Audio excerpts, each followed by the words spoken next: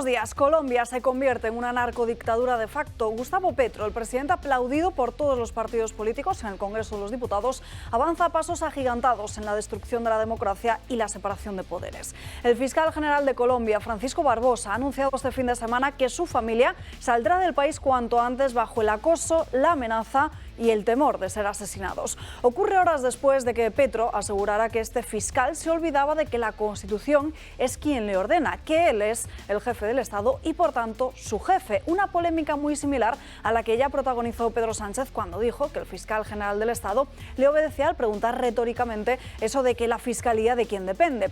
Toda la justicia está cerrando filas con este fiscal general, mientras que Petro, lejos de rectificar, insiste en que es su subordinado sin respetar la autonomía e independencia judicial.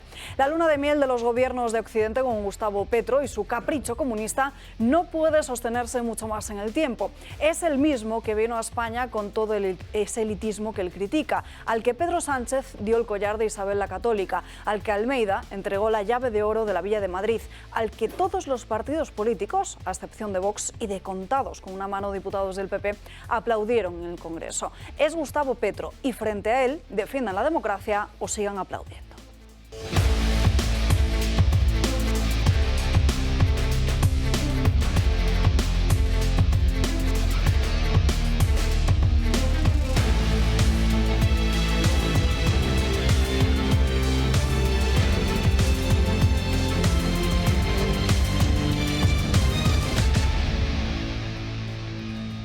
Comenzamos la semana aquí en Dando Caña con muchos asuntos de los que hablar, pendientes de lo que está sucediendo en Colombia. También nos iremos a Chile y analizaremos todas las propuestas que han hecho este fin de semana nuestros partidos políticos en vísperas de que dé comienzo la campaña electoral de cara al 28 de mayo. Saludamos a los invitados que nos acompañan hoy. Julio Ariza, muy buenos días. Buenísimos. ¿Qué tal estás? Pues muy contento por el resultado de las elecciones de Chile. Porque además tuvimos aquí al ganador de las elecciones de Chile ayer, que se llama José Antonio Kast, que representa al Vox chileno, ni más ni menos. Al Vox chileno stricto sensu. Es decir, hay pocos partidos que se parezcan tanto a Vox como el que representa José Antonio Kast en Chile. Ha obtenido un 35,6% de los votos, con una participación electoral de un 82%, un 81,9% exactamente. Y por tanto se puede decir que ha sido un enorme éxito de esas ideas que en el mundo van avanzando. Han avanzado decisivamente en Italia para que Giorgia Meloni se haya erigido en la presidente del gobierno italiano y en este momento en Chile acaba de ocurrir el mismo proceso. Está pasando en otros países del mundo y por supuesto se ha consolidado en Hungría o en Polonia. Pero creo que esas ideas, que no son más que las ideas del puro sentido común, de volver a las ideas de la naturaleza, digamos, al encuentro del ser humano con la naturaleza y con su creador. Y por tanto, me parece que estamos desde ese punto de vista en muy buen camino. Los chilenos han comprendido que el camino al que les estaba llevando Boric no es el camino. Los chilenos votaron que no al plebiscito que les planteó Boric, como los colombianos habían votado en su momento que no al acuerdo de paz, al famoso acuerdo de paz que luego se pasaron por el forro sus gobernantes. Y lo que está ocurriendo en Colombia es ni más ni menos que la consecución, es la continuación de lo que ha venido ocurriendo desde que los gobernantes colombianos se pasaron por el forro lo que los ciudadanos colombianos habían votado. Bueno, ahora en Chile han invertido el proceso. Yo creo que esa es una buenísima noticia para toda América Latina, que en este momento está prácticamente controlada por ese foro de Sao Paulo, al que curiosamente ese foro de Sao Paulo ha sido apoyado por Joe Biden, por el gobierno demócrata americano, por una gran parte de las élites de gobierno occidentales, apoyando a Lula, apoyando a Petro, aplaudiendo a Petro la semana pasada. A esos Petro y Lula que están aplaudiendo y apoyando a Vladimir Putin. Entonces, cuando nos expliquen cómo es compatible que Biden apoye a Petro, a Maduro o a Lula, y Petro, Maduro o Lula apoyan a su vez a Vladimir Putin, íntimo enemigo de Biden y de Occidente, pues entonces podremos empezar a comprender algo. Pero por el momento, en ese mapa, en ese diseño, Chile acaba de darnos una gran alegría y espero que el Poder Judicial colombiano mantenga esa fortaleza y esa personalidad encarnada en este momento en el fiscal general y le den la vuelta a esa idea que tiene Petro de convertir a Colombia en una narcodictadura. Josep María Francas, muy buenos días, ¿qué tal? Muy buenos días. Pues mira, ante todo, y para que no haya ninguna duda, felicitar al Real Madrid por la victoria el otro día en la Copa y alegrarme, como no podría ser de otra manera, de que los madridistas por fin valoren la Copa como hace años que despreciaban. Bienvenidos al club. No lo puedes, es que los del Barça no lo podéis resistir. Ya tiene una Es que no lo pueden ¿Será que no soportar. lo podéis resistir vosotros? Pero vamos a ver, vamos a ver. Tenéis un montón de copas del Rey y de Franco en blanco y negro. Nunca os hemos reprochado que fueran en blanco y negro. Nosotros no pudimos ganar la Copa porque tú sabes que el Barça era el equipo del régimen. ¿Todo eso a qué novela viene? Y no hablamos de Negreira. Tú felicítanos y ya está. Pues eso. Ya está. Y felicitar a los Osasuna por haber llegado a la final. Hizo un os grandísimo felicito partido. doblemente por haber ganado y por haber entendido ya que la Copa del Rey también es importante. No hay Es una manera. felicitación como No hay otra cosa. manera, ¿eh? Es Es muy que dura no hay esta. manera, Frankie. Y espérate que igual me tenéis que felicitar por la Liga. No, por la Liga que no- ya te felicito que no sé por si la es Liga. importante o no, A pero ti y a creo que sí que Negreira. está hecho. Los felicitamos a ambos. Creo que Negreira hace años que no participa en eso, me parece. Pero en fin, y después, una cosa que a mí bueno, este fin de semana ha sido fin de semana de coronación. Sí. Yo tengo que reconocer que no he estado en las 4 horas que mucha gente se ha pegado delante del televisor, sino solo lo que he visto en los informativos, que gracias a Dios es una cosa breve, aunque bastante breve dentro de lo que cabe, ¿eh?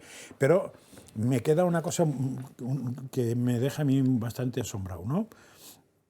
Que es el espectáculo, tanto en España, de que venga el rey al país, a Galicia, y no pueda ver con su hijo, el rey anterior no puede ver a su hijo por cuestiones, supongo que más estéticas o tal, lo cual me parece raro en una familia, y que en Inglaterra pasa igual en la coronación de Gran Bretaña o de la pérfida Albión, cuando resulta que uno de los hijos tiene que entrar más o menos de tapadillo, no puede llevar a sus hijos y todas esas cosas.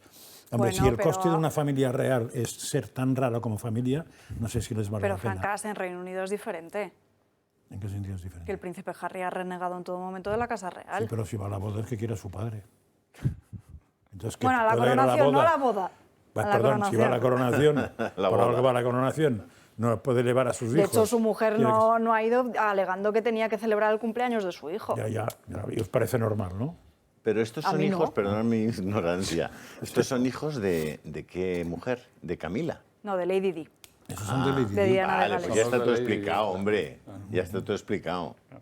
Bueno, también pero ahí ¿de también quién entra la depende la operación de fiscalía? Ya, marketing, pero del ¿de quién libro, depende de la la fiscalía? serie, del documental de Netflix. Pero parece que el tal Carlos fue el padre, ¿no?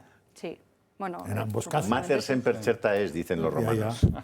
Y pater dubio. En fin, Juan Antonio de Castro, muy buenos días. ¿Qué tal? Buenos días. No, estáis súper concentrados todos. Me maravilla la introducción. Triste Y eso que todavía no hemos hablado de Alcaraz, Sí, pero gracias todo se por la- andará. Es cierto.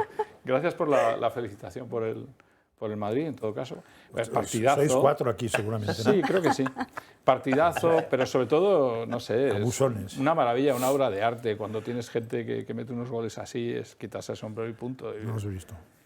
Y a la Madrid. Bien, dicho eso, Colombia. Bueno, ¿cómo se puede aplaudir en este país y abrir las puertas como se las hemos abierto al señor Petro cuando viene de insultarnos, se permite insultar esclavistas y todo lo demás, y nos permitimos aquí todavía, gracias a Dios Vox no lo hizo, aplaudir también en el Congreso de los Diputados a este señor, ¿no? Exterrorista, etcétera. Entonces yo creo que no, ahí hay que tener cuidado, porque no creo que haya una sola democracia, como hablamos el otro día, que haya aplaudido a nadie que antes le insulta, antes de venir al país en visita oficial, y menos condecorarlo con la condecoración de Isabel la Católica, dar las llaves de la ciudad, y por qué no más, ¿no? Regalarle el Falcon de paso y que se dé un paseo por España. Podríamos haber hecho todavía algunas cosas más con él. Pero lo que está claro es que los regímenes cambian, y todo este miedo que nos da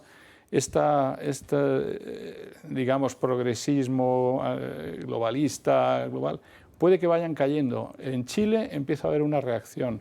Italia reaccionó. Los países van a empezar a reaccionar con todos aquellos que se sienten tan contentos frente a este sinsentido de leyes y de falso progresismo y de la izquierda esta marxista cultural, ¿no? Que nos empieza a dominar y que empieza a dominarlo todo. O sea que creo que por ahí. Y luego sí, vuelvo a cómo terminabas, Julio, antes en tu introducción. Y además en tu canal de Telegram hablas precisamente un artículo sobre la ley divina. No matarás no es un tema de ley positiva, no es un tema de derecho positivo, es un tema de ley divina. Y esa siempre tiene que imperar por encima de cualquier ley positiva. Tenemos todo el derecho como seres humanos a ponerla por delante de todo y a luchar por ella, porque la ley no es la moral. La ley puede ser amoral también.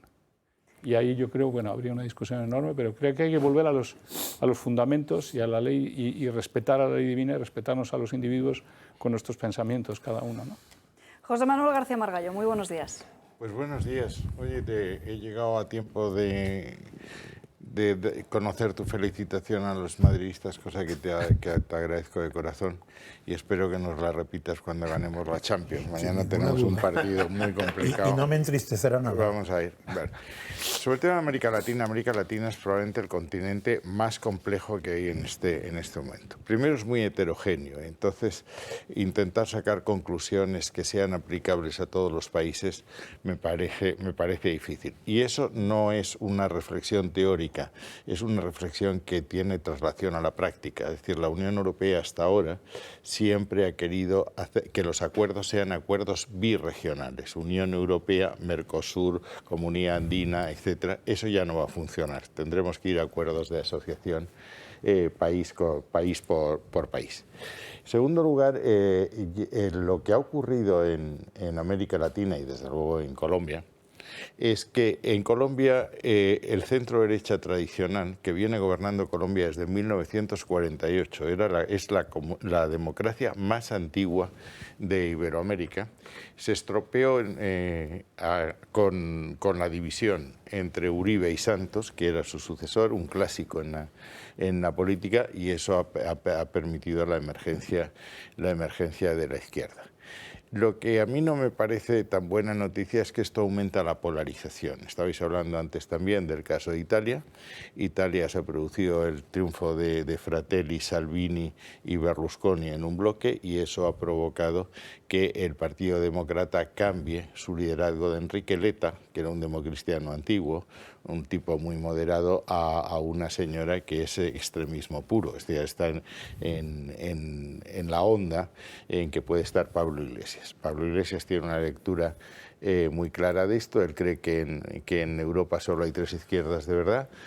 Syriza en Grecia, Mélenchon en Francia y él con Esquerra y Bildu en España, y que ahora vamos a una confrontación en que sean los extremos los que determinen esa polarización.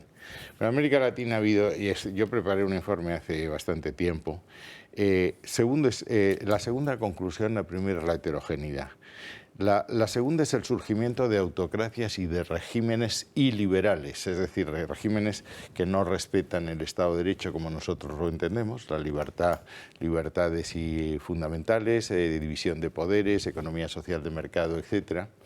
Eso en América Latina se ha producido en los dos extremos, es decir, Bolsonaro es un señor que está claramente colocado en la extrema derecha y hoy sigue dominando las cámaras.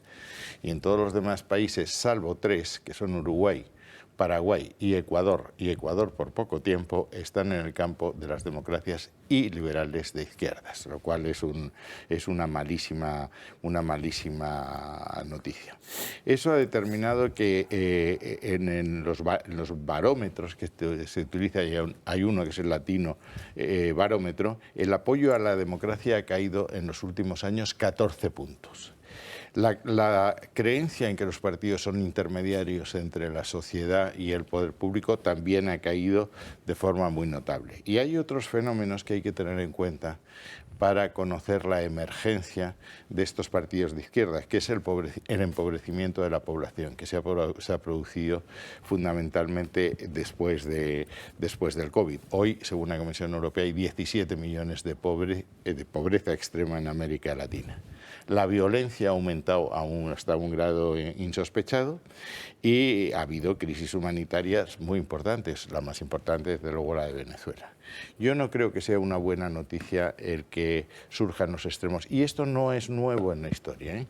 En la Europa de entreguerras, cuando hubo un temor a que la mancha bolchevique se extendiese por toda Europa después del 17, y de hecho se extendió, estaba Rosa Luxemburgo en Berlín, Eisner en Baviera, Bela Kun en Hungría, etc., hubo una reacción de la derecha que entiende que la democracia liberal, en cuanto divide a la sociedad en partidos, no es un dique lo suficientemente fuerte como para hacer frente a esa oleada. Y surgen, uno detrás de otro, regímenes autoritarios de signo contrario. Es decir, Pilsudski en Polonia, Horthy en Hungría, el 22 es la marcha sobre Roma y Mussolini, el 23 es el Putsch de Múnich, el 23 es la dictadura de Primo de Rivera, y eso acabó como acabó. Entonces, yo creo que aquí son los partidos centrales, otra vez, los que tienen que hacer examen de conciencia de lo que está pasando. Pero insisto, a mí la polarización, la radicalización, la falta de diálogo, la falta de tolerancia, etcétera, me parecen una mala noticia para América Latina. Es verdad que Chile fue un disparate, se hicieron una asamblea constituyente disparatada, presidida por una indígena que se encomendaba a la Pachamama, que estableció una especie de plurinacionalidad que jamás había existido en Chile, con justicias separadas en función de la etnia, etcétera, pero son muy malos tiempos para Iberoamérica. Y respecto a lo de la visita de Petro, yo he entendido mal que se le invite, se le condecore y se le cedan las tribunas sin haber acotado antes los temas de los que se puede hablar y de los que no se puede hablar. En cualquier visita de un líder extranjero, el Ministerio de Asuntos Exteriores antes se reúne con sus colegas y se centra en los temas que no se pueden tocar. Es decir, tú te imaginas que ahora el presidente Sánchez vaya a Rabat y se descuelgue diciendo que mañana vamos a cambiar la postura sobre el Sáhara, o que haga una declaración de españolía de Ceuta y Melilla en el Parlamento marroquí. Por supuesto que creemos en la españolía, pero no hago esta declaración porque usted abre un debate. Y aquí lo que ha hecho este señor, aparte de una ignorancia absoluta sobre cuál fue el proceso de civilización, la labor civilizadora de España en América Latina. Y hay algo que incluso los más conocedores siguen equivocando. Se hablan de la época colonial. En Iberoamérica no hubo nunca colonias, hubo virreinatos, que era la organización que teníamos nosotros aquí, y hubo el reconocimiento de los derechos de los indígenas ya en el reinado de Isabel la Católica. Y desde luego, en cuanto a labor cultural, podemos compararnos con cualquier otra potencia que haya administrado territorios ajenos sin ningún problema. La Universidad de Lima es de 1444. Cualquiera que haya estado en México y haya visto el Zoco, la Catedral, en República Dominicana, lo que ha habido, sabe que España hizo una labor que, insisto, es infinitamente mejor que la que hicieron los británicos. Es decir, Harvard me parece que es 200 años posterior a lo que es la Universidad de Lima. Y las iglesias más brillantes que hay, yo he vivido en Massachusetts, pues son unas iglesias francamente modestas. Tú lo comparas con nuestras catedrales, te vas a Cuzco, te vas a Antigua o te vas a Quito, y ves el barroco, que ese sí se llama barroco americano, de una grandeza enorme. Y luego hay otra. Yo, José Manuel, déjame que te haga un paréntesis, porque te estás refiriendo a José Antonio Cast como el nacimiento o como el crecimiento de la extrema derecha. Cast ha estado aquí. Cast estaba a la derecha de la democracia cristiana clásica. Déjame preguntarte una cosa. ¿Cuál de los puntos del programa de José Antonio Cast, tanto para la primera vuelta de las elecciones como ahora para las constituyentes, cuál de esos puntos te parece a ti que es un punto extremo? Primero, es un tema de ubicación política. En política todo es relativo.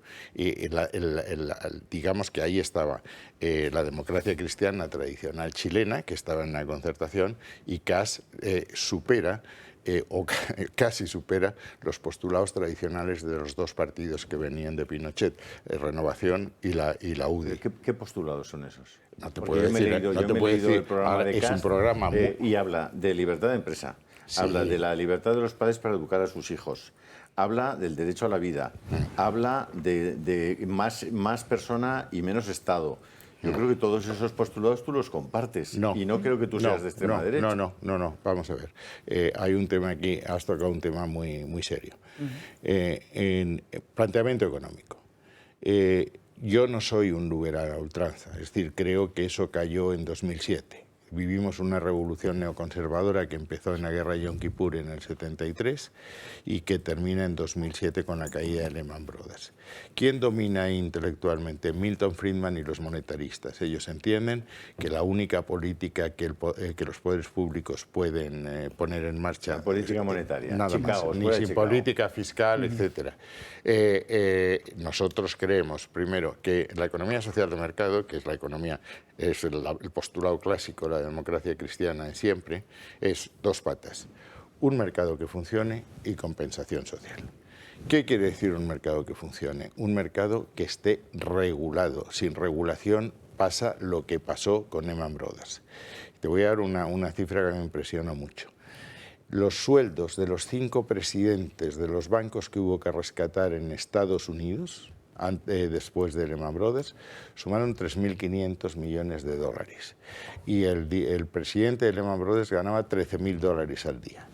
Y cuando se produce la explosión, hay en el Partido Republicano, es decir, en la derecha, hay una escisión entre los más de derechas y los menos de derechas, todos dentro de la derecha. Los republicanos clásicos dicen, oiga, el mercado dice que si usted va bien, gana dinero, y si usted pierde, se cierra la persiana. Y hay una carta al secretario general, a Paulson, etc. Eso no es lo que hizo América, y si se hubiese hecho eso, probablemente hubiésemos tenido una recesión mundial. ¿Qué ha pasado? El último ejemplo, el Silicon Valley Bank, que quebró. Por varias razones. Los depósitos eran de las grandes tecnológicas, muy concentrados, no asegurados, etcétera. Cuando empiezan a tener dificultades, retiran los depósitos y hay una señal de alarma. ¿Por qué pasó eso? Porque Trump, el límite que se había establecido para supervisar a las entidades financieras, lo multiplica por 5. Y lo que antes estaba debajo del radar, que se hubiese podido llegar, sube.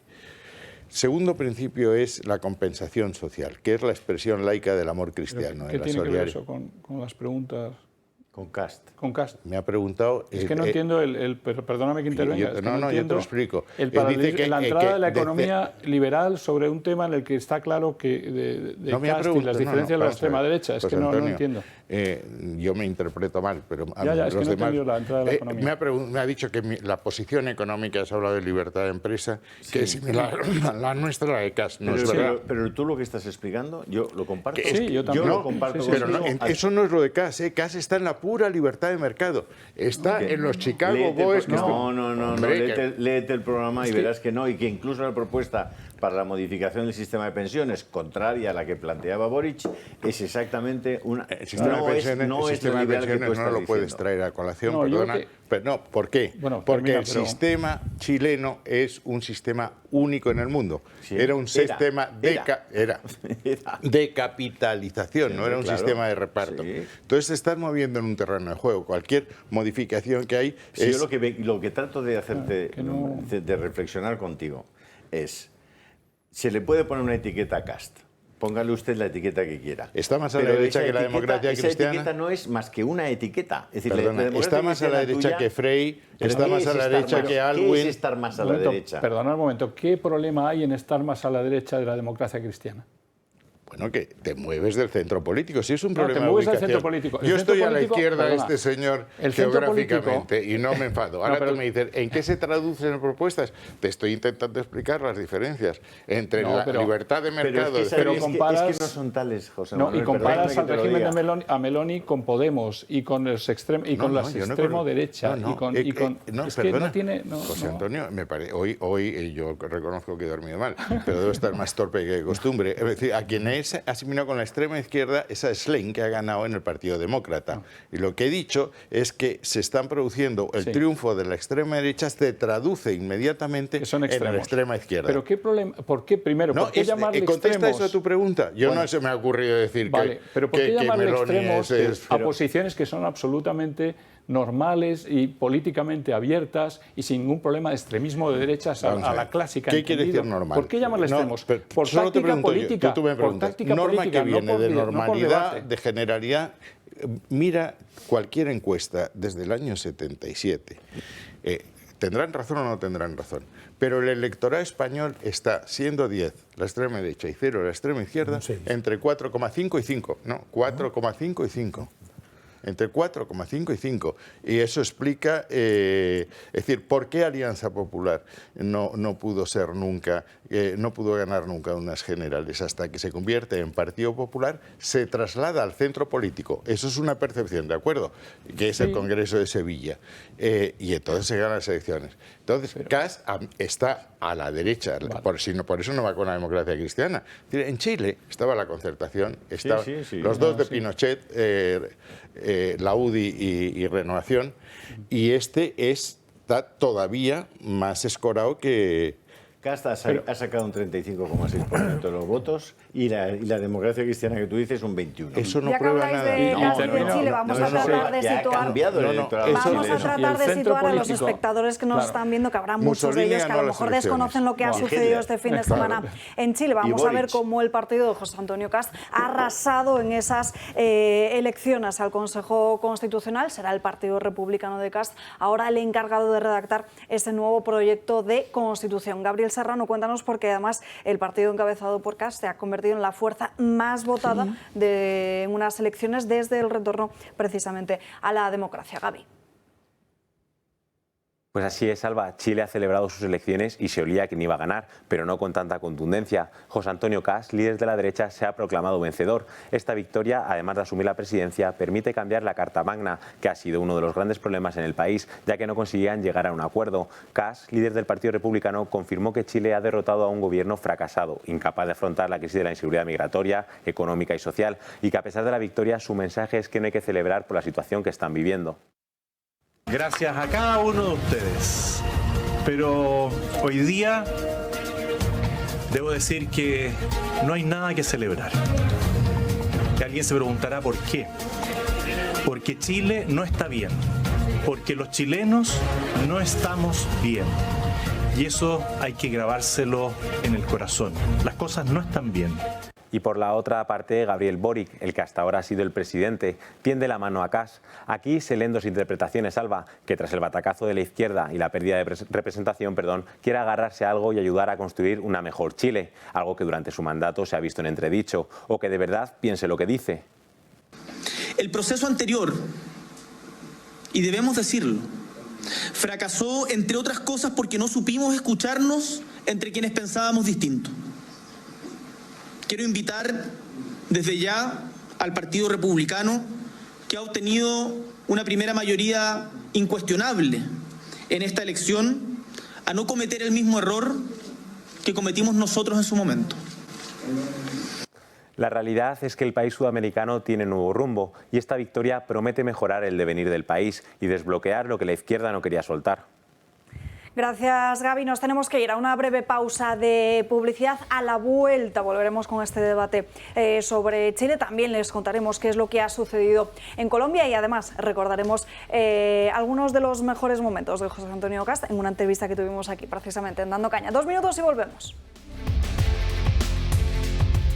12:30 del mediodía, ya estamos de vuelta en Dando Caña. Teníamos aquí un encendido debate que ustedes se lo imaginarán, muchas veces continúa durante la publicidad, pero vamos a recordar algunas de las palabras, algunos de los mejores momentos de José Antonio Kast hace aquí unos meses en Dando Caña. El pueblo es muy sabio y rechazó una propuesta constituyente absolutamente ideologizada en temas de indigenismo, ambientalismo, género, y lo que busca es estabilidad y volver a crecer. El tema del terrorismo en Chile viene hace ya décadas, lamentablemente. Ningún gobierno ha sabido enfrentarlo como corresponde, que es aplicando la ley. Nos quieren llevar a una nueva asamblea constituyente donde se abren de nuevo las puertas y donde se toma mucho tiempo para enfrentar problemas que requieren solución inmediata, como es la seguridad y la economía. Y nos vamos ahora hasta Colombia. Vamos a tratar de explicarles qué es lo que ha ocurrido en los últimos días, porque toda esta polémica, todo ese asalto a la justicia se inicia con unas declaraciones de hace apenas unos días de Gustavo Petro. Escuchen. El fiscal olvida una cosa que la Constitución le ordena. Yo soy el jefe del Estado. Por tanto, el jefe de él. Lo que decía Gustavo Petro es que él mandaba por encima del fiscal general de Colombia. Francisco Barbosa ha respondido en las últimas horas. Dice que ante el temor de lo que está ocurriendo en Colombia, ante la amenaza de que tanto él como su familia puedan ser asesinados, lo mejor han tomado la decisión de que su familia abandone el país cuanto antes. Presidente de la República, con sus manifestaciones de sujeción del fiscal general de la Nación, me insta a decirle que tengo que incumplir mis funciones constitucionales y obedecerle al jefe de Estado en Colombia. Como no lo voy a hacer, porque yo no tengo superior jerárquico en este país, como lo acaba de decir la Honorable Corte Suprema de Justicia, me imagino que tendré consecuencias contra mi vida seguramente, y yo responsabilizo a Gustavo Petro de lo que pueda pasarme a mí o a mi familia, o de que me puedan asesinar en Colombia luego de estas declaraciones. Igual ocurre con la señora vicefiscal general de la Nación, que es la cabeza misional de esta entidad, que hoy está sometida básicamente a la idea de que nos han anunciado el fin del Estado de Derecho en Colombia. Lo que ocurrió el día de hoy es la situación más grave que haya ocurrido bajo la vigencia de la Constitución de 1991. Gustavo Petro fue elegido presidente de la República. No fue elegido dictador en Colombia. Gustavo Petro juró la Constitución el 7 de agosto cuando se posesionó, no su Constitución, la Constitución de 1991. He tomado también la determinación de que en los próximos días salga del país mi familia por temor a que sean asesinados por cuenta de lo que ha ocurrido el día de hoy en Colombia. Gustavo Petro, no se equivoque tampoco conmigo. Yo no tengo rabo de paja. Y por su parte, la Corte Suprema también ha salido públicamente a defender a Barbosa. La Corte Suprema de Justicia registra con gran inquietud la errada interpretación del artículo 115 de la Constitución Política realizada y difundida en las últimas horas por el señor presidente de la República, porque desconoce la autonomía e independencia judicial, cláusula fundacional de la democracia colombiana y pilar esencial del Estado Social de Derecho. El fiscal general de la Nación, quien ostenta calidades de magistrado de alta corte, no tiene superior jerárquico y es elegido por la Corte Suprema de Justicia de terna elaborada por el presidente de la República. Es un funcionario cuya misión está claramente regulada por el orden jurídico y enmarcada en la autonomía e independencia de la rama judicial. La Corte Suprema de Justicia hace un llamado a la sensatez, respeto y cordura que deben prevalecer en el ámbito del principio de colaboración armónica que rige a los poderes públicos. Y por su parte, Petro, lejos de rectificar, se ha reafirmado en sus palabras a través de las redes sociales. Sí, eso de tener rabo de paja, solo por explicarlo, cuando ha dicho que yo no tengo rabo de paja, que la gente entienda. Tener rabo de paja es una expresión sudamericana, se usa en muchos países y significa que tienes, digamos, cadáveres en el armario. Es decir, cosas ocultas en tu pasado, en tu vida, que te hacen vulnerable. A eso se refiere el fiscal cuando dice yo no tengo rabo de paja. No a otras posibilidades. Juan, lo de Petro con esto es un escándalo de tal magnitud que no es que tenga que reaccionar la propia Corte Suprema, que lógicamente lo tiene que hacer, es que deberían reaccionar las instituciones internacionales y en particular la Organización de Estados Americanos. ¿Y dónde está Europa? Y Europa y la Unión Europea, la señora van der Leyen y todo el mundo. Aquí hay un jefe del Estado colombiano que tiene unas relaciones con Europa muy importantes que se está saltando la división de poderes, rompiendo el Estado de Derecho de los colombianos y no le importa. Y tiene que salir un fiscal, marcharse para que no lo maten. ¿Pero de qué estamos hablando? Ese señor hace 4 días ha estado aplaudido aquí en este Congreso por partidos que no me lo puedo creer que hayan aplaudido al señor Petro. Gracias a Dios algunos de ese partido se quedaron sin hacerlo o no acudieron. Y eso tenemos que saber y darnos cuenta de que esos aplausos van dirigidos a un exterrorista cuya única visión es una maquinaria de crear pobreza. Ahora su segunda misión es cargarse la división de poderes y romper la democracia colombiana, que tiene mucho valor e importancia para todos los colombianos y los latinoamericanos, y para Europa y para el mundo entero. Y como últimamente cualquier cosa que ocurre nos lo tomamos como verdad, mentira, desinformación, información, nos parece que estas cosas no tienen valor. Tiene un valor tremendo y un valor de ejemplo bestial. Y en este momento el señor Feijóo, el señor de Vox, el otro, todos los demás tendrían que salir a primera plana y los poderes judiciales y los tribunales europeos a decir algo. Pero hay un silencio cómplice que me preocupa. Y eso es lo que me preocupa cuando antes discutíamos sobre el tema de ese centro político. El centro político puede ser mucho más extremista que los llamados extremos. Y solamente por el tema ese de que se sitúan bien para ser elegidos, siguen ahí. Pero si la gente, y la gente normal y de la calle, que cree en sus principios y sus valores, tuviera de verdad la palabra y no la tuvieran ese centro político que no es capaz de defender muchas veces a la gente, todo cambiaría una barbaridad. Entonces creo que ahí está la llamada de atención. Ya está bien de decir que estos son extremos. Ha sido el truco de los socialistas. Ahora es el truco del Partido Popular. Es el truco siempre decir, no, es que somos el centro porque es ahí donde nos van a elegir. ¿Y a mí qué me importa? Esas son tácticas electorales. Yo estoy en el centro porque tengo unas opiniones y unas ideologías. Definámoslas. El Partido Popular tiene que hacerlo. Y será mejor para que pueda tumbar de una vez al Partido Socialista y a los comunistas y junto con Vox pueda liderar un cambio, ¿no? Francas. Sí, es que pienso que la definición política de centro es tan complicada que si hiciéramos aquí saldrían 4. Y si hubiera 6, saldrían 6. O sea, no sé exactamente qué quiere decir. La gente que le encanta el centro dice que el centro es el sentido común, pero eso no es no decir nada. Y la gente que no le encanta el centro dice que el centro es la indefinición en todo, es decir, el nada, la nada. Y probablemente en muchos casos responde a eso, con lo cual es absolutamente complicado. Entonces, a mí me parece que es más importante ir a por valores y planteamientos, y voy a poner un ejemplo que igual yo lo entiendo, igual no lo entiende nadie más, ¿no? Tú puedes decir, es extremista ese señor porque no quiere el aborto. Y, hombre, será extremista el que quiere el aborto como derecho.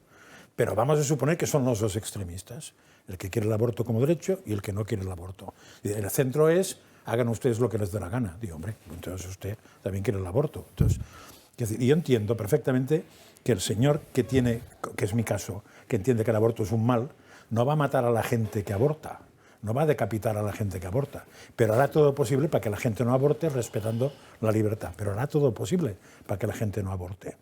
Cuando resulta que se propone que las mujeres puedan escuchar el latido fetal o puedan hacer la radiografía y el PP vota en contra, ¿me explica usted qué quiere decir que hace algo porque la gente no aborte? Esto no es estar en el centro, es estar en el otro lado, guste o no. Con lo cual, aquí, ¿quién está en el centro? Pues probablemente el que acepta que le vamos a hacer, si hay que hacer eso, pero hay que poner todos los medios para que eso no ocurra. Porque lo que no voy a hacer es poner un policía detrás de cada mujer para que no aborte, pero voy a dar, como mínimo, algún medio. Es que no han dado ninguno. Algún medio o todos los posibles. No, es que si dices eso perderás votos. Bueno, el centro dirá, no digas eso porque perderás votos. Yo diré, di eso si te cuesta votos, porque qué ventaja tiene ganar votos a base de no tener ninguna ideología. Bueno, pues ya se ve que es muy raro el centro y que me quedo bastante solo. Escucha, yo si tuviera en este momento el botafumeiro de la Catedral de Santiago, cogería y te echaría incienso. ¿Lo has explicado? Divinamente, bueno, Frankie. Intentando desmontar. No, lo has explicado muy bien porque pues, coincido plenamente contigo. Es decir, no puedes flotar a base de no pesar nada. Tienes que flotar porque nadas, porque tienes fuerza. Sobre todo cuando has flotado porque pensabas algo. Ese es el tema. Mientras has flotado durante muchos años porque tienes una ideología muy clara, que era el Partido Popular, lo tenía muy claro. Y ahora la evolución social, Juan Antonio, que tenemos en los últimos 20 años demuestra que nadie ha puesto pies en pared. Es decir, nos hemos ido a un extremo tan radical. Tenemos un vídeo por ahí de una mujer explicando el tema de los niños. O sea, yo cuando veo que hay tan poca gente que se toma en serio el tema de la corrupción de los menores, yo me hago cruces. Porque lo que están haciendo con los niños la corrupción que están aplicando a los niños, que están permitiendo, de un montón de gente que están verdaderamente están desquiciados, porque yo creo que han perdido la razón, han perdido el juicio. Es decir, y están permitiendo que los niños emprendan caminos de corrupción, de desesperanza, y estamos propiciando eso. Están llegando vídeos terribles y cosas terribles de eso, ¿eh? Sí. O sea, del tema de los servicios sociales, quitando niños de las familias con cualquier excusa, pasando algunos por parte judicial que abundan en eso y acabando en la prostitución, en lo que sea, o simplemente en el uso y abuso de determinadas personas, de niños y niñas. No, estamos en un momento en el que la responsabilidad con el tema de los niños es tan grave. Sí, y yo sigo diciendo que hay entre 40 y 60.000 en España. Y además que todo eso se hace con dinero oficial, claro, que no es poco, que pueden ser entre 6 y 9.000 euros mensuales por niño. Que no está mal, ¿eh? Que te den 6.000 o 9.000 euros para poder además abusar de un niño. Tiene su derecho. Es una cosa realmente... Pues eso está disparado. Y no ¿Tienes ese vídeo? Se lo mostraremos en unos minutos, ¿sí? Porque estamos pendientes además de la rueda de prensa de Jorge Buxadé, la habitual que ofrece Vox todos los lunes. Nos vamos en directo hasta allí porque está a punto de preguntar nuestro compañero Miguel Gutiérrez precisamente por lo que está sucediendo en Colombia. Podemos cometer errores, pero hay uno que no cometemos, que es hacer política con una tabla de Excel.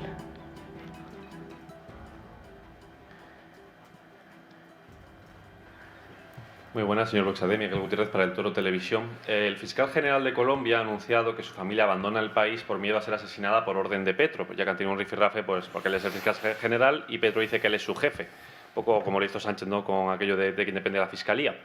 Y pues Petro fue recibido con honores aquí en España, en el Congreso de los Diputados, por parte del Gobierno, y fue entregado diferentes condecoraciones por la llave del Ayuntamiento de Madrid, por ejemplo, o también el collar de Isabel la Católica, por parte, que lo recibió también, quiero decir. Y también, fue aplaudido efusivamente por todos los partidos del arco parlamentario, excepto por Vox. Y yo le pregunto, con esta trayectoria de Petro, ¿por qué este recibimiento? Bueno, tendrán que decírselo a ellos. Pues porque están equivocados. Porque no tienen una opinión propia. Porque no se dan cuenta de lo que es el Foro de Sao Paulo o del Grupo de Puebla en el mejor de los supuestos. En la otra posibilidad es que son cómplices y que ya les parece bien. Yo creo que esos aplausos van a resonar durante muchísimos meses y años. Son los aplausos de la indignidad. Y como dijo Santiago Abascal, tras salir del grupo parlamentario de Vox, estuvieron aplaudiendo a Otegi. Un tipo que 24 horas antes había insultado a España. Y le aplaudieron. La falta de dignidad, de coherencia política, de fortaleza en las ideas y en las convicciones, ¿no? Y yo lamento muchísimo, efectivamente, esas declaraciones del fiscal general en Colombia. Espero y deseo fervientemente que a él y a su familia no le pase nada, pero lo peor de todo es que no tenemos ni una sola convicción de que no le pueda pasar nada. Porque ya lo hemos visto en Cuba, en Venezuela, en Nicaragua. Es que le puede pasar algo. Entonces, todos esos aplausos se convertirán en un auténtico acto de complicidad con lo que pueda suceder a esa familia y a muchas otras valientes que están enfrentando en Colombia un gobierno de un auténtico autócrata al servicio de una ideología perversa, de una ideología malvada como es el comunismo.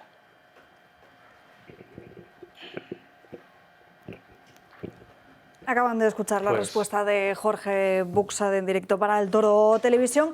Tenemos que hablar ahora de otro asunto porque les hemos estado contando en los últimos días como previsiblemente mañana el Tribunal Constitucional dará el visto bueno a la ley del aborto. Hablamos y tenemos conexión en directo con el doctor en Derecho Francisco Lamoneda. Muy buenas tardes. Buenas tardes. Han presentado varios escritos de recusación ante el Tribunal Constitucional que deberían tenerse en cuenta de cara a mañana. ¿Qué es lo que exigen ellos?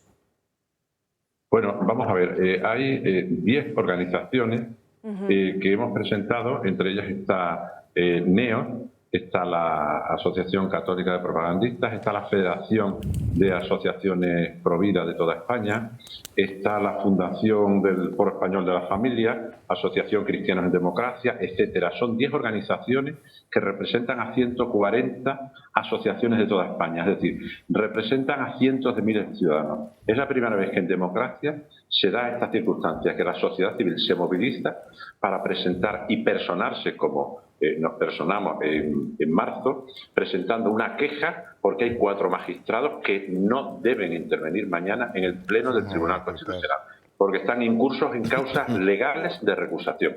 Esto no son recusaciones políticas, esto no son cuestiones que tengan nada que ver con la trayectoria profesional, que nadie cuestiona de determinados magistrados, ni nada personal, naturalmente. Son causas legales que están en curso, insisto, 4 magistrados, con los cuales no pueden intervenir mañana, no deben legalmente intervenir mañana en el Pleno del Tribunal Constitucional, en el que se va a aprobar, a avalar la ley del aborto de Zapatero.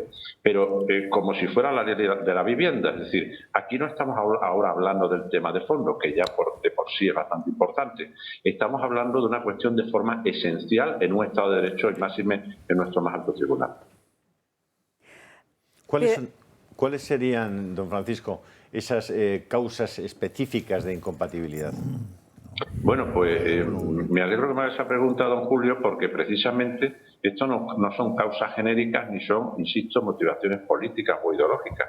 Es decir, si fuera porque cuestiones ideológicas, pues se podría extender, bueno, pues se podría interpretar, habría alguien que podría decir, bueno, pues que no intervenga algún magistrado que tiene una tendencia claramente a favor del aborto o por ejemplo, la magistrada actual, doña Laura Díez, que procede de la Moncloa, como todos sabemos, pero evidentemente porque unas personas tengan una forma de pensar, no consideramos que deba recusarse. Ahora sí, el artículo 219 de la Ley Orgánica del Poder Judicial, a la que se remite el Tribunal Constitucional, establece varias causas taxativas, que son, entre otras, el haber intervenido o el haber ocupado como juez o como magistrado o en algún cargo público en el que haya podido tener conocimiento previo del litigio o formar un criterio determinado. Bien, esto se da claramente en 4 magistrados. En primer lugar, en el presidente, don Cándido Conde Pumpido, en aquella época, en el 2009, era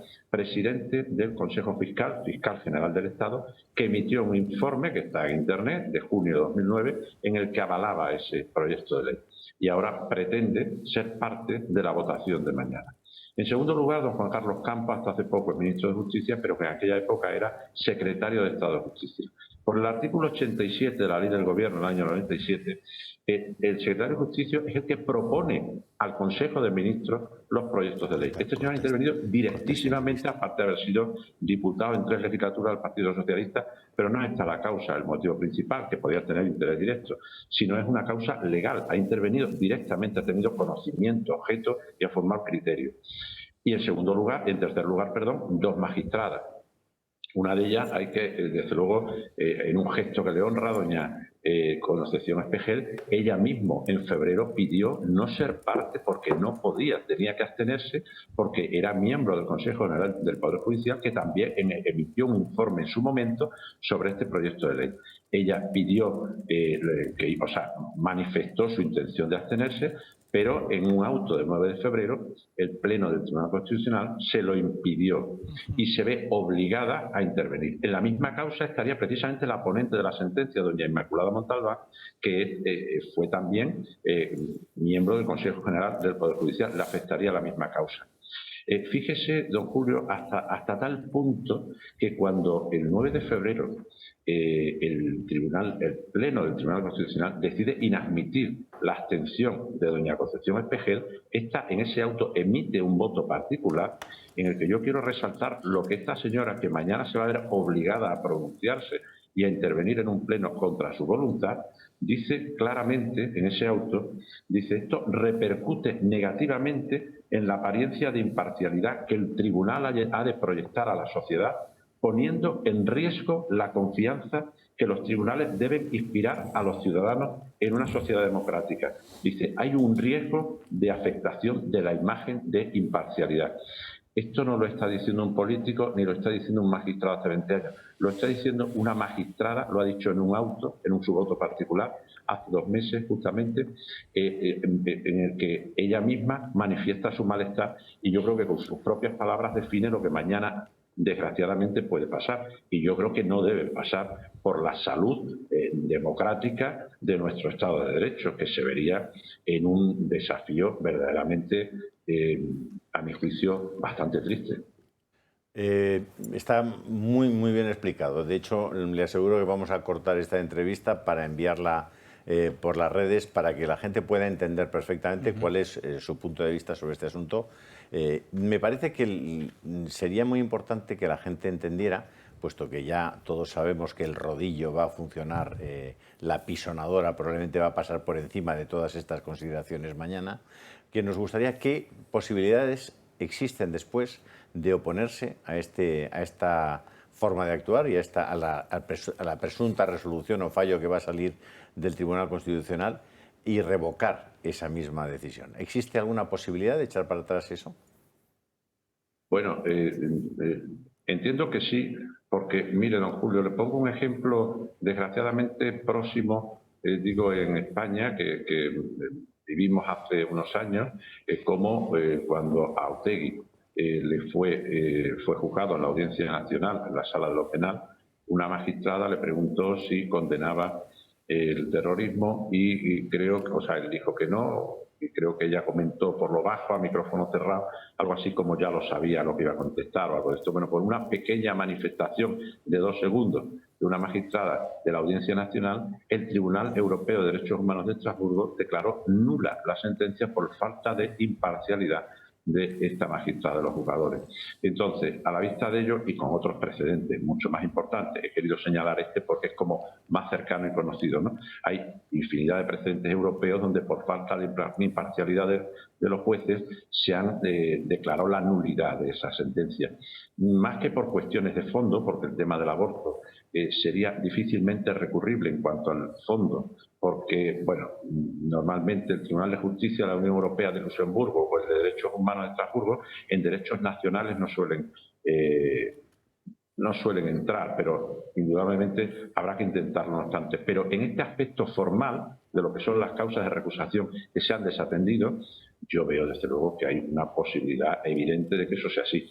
Y sería lamentable, por otra parte, que esto se produjera. Es decir, indudablemente hay que hacerlo, pero que algún tribunal declare que por falta de imparcialidad de unos jueces se declara la nulidad de nuestro más alto tribunal, que es el precisamente encargado de garantizar nuestros derechos fundamentales y que está interpretando nuestra Constitución, sería a mi juicio, un lamentable suceso que tuviéramos que conocer eso. Y un desdoro a título personal para las carreras profesionales de todos estos magistrados, ¿no? Hombre, yo por eso he dicho al principio que yo no cuestiono su prestigio profesional. Ahora, yo creo que va a haber un antes y un después en el prestigio profesional de algunos magistrados. Ya cada uno que saque sus conclusiones, ¿no? Y que se defienda a sí mismo pues como estime oportuno. Yo me refiero a lo que dice el artículo 219 de la Ley Orgánica del Poder Judicial.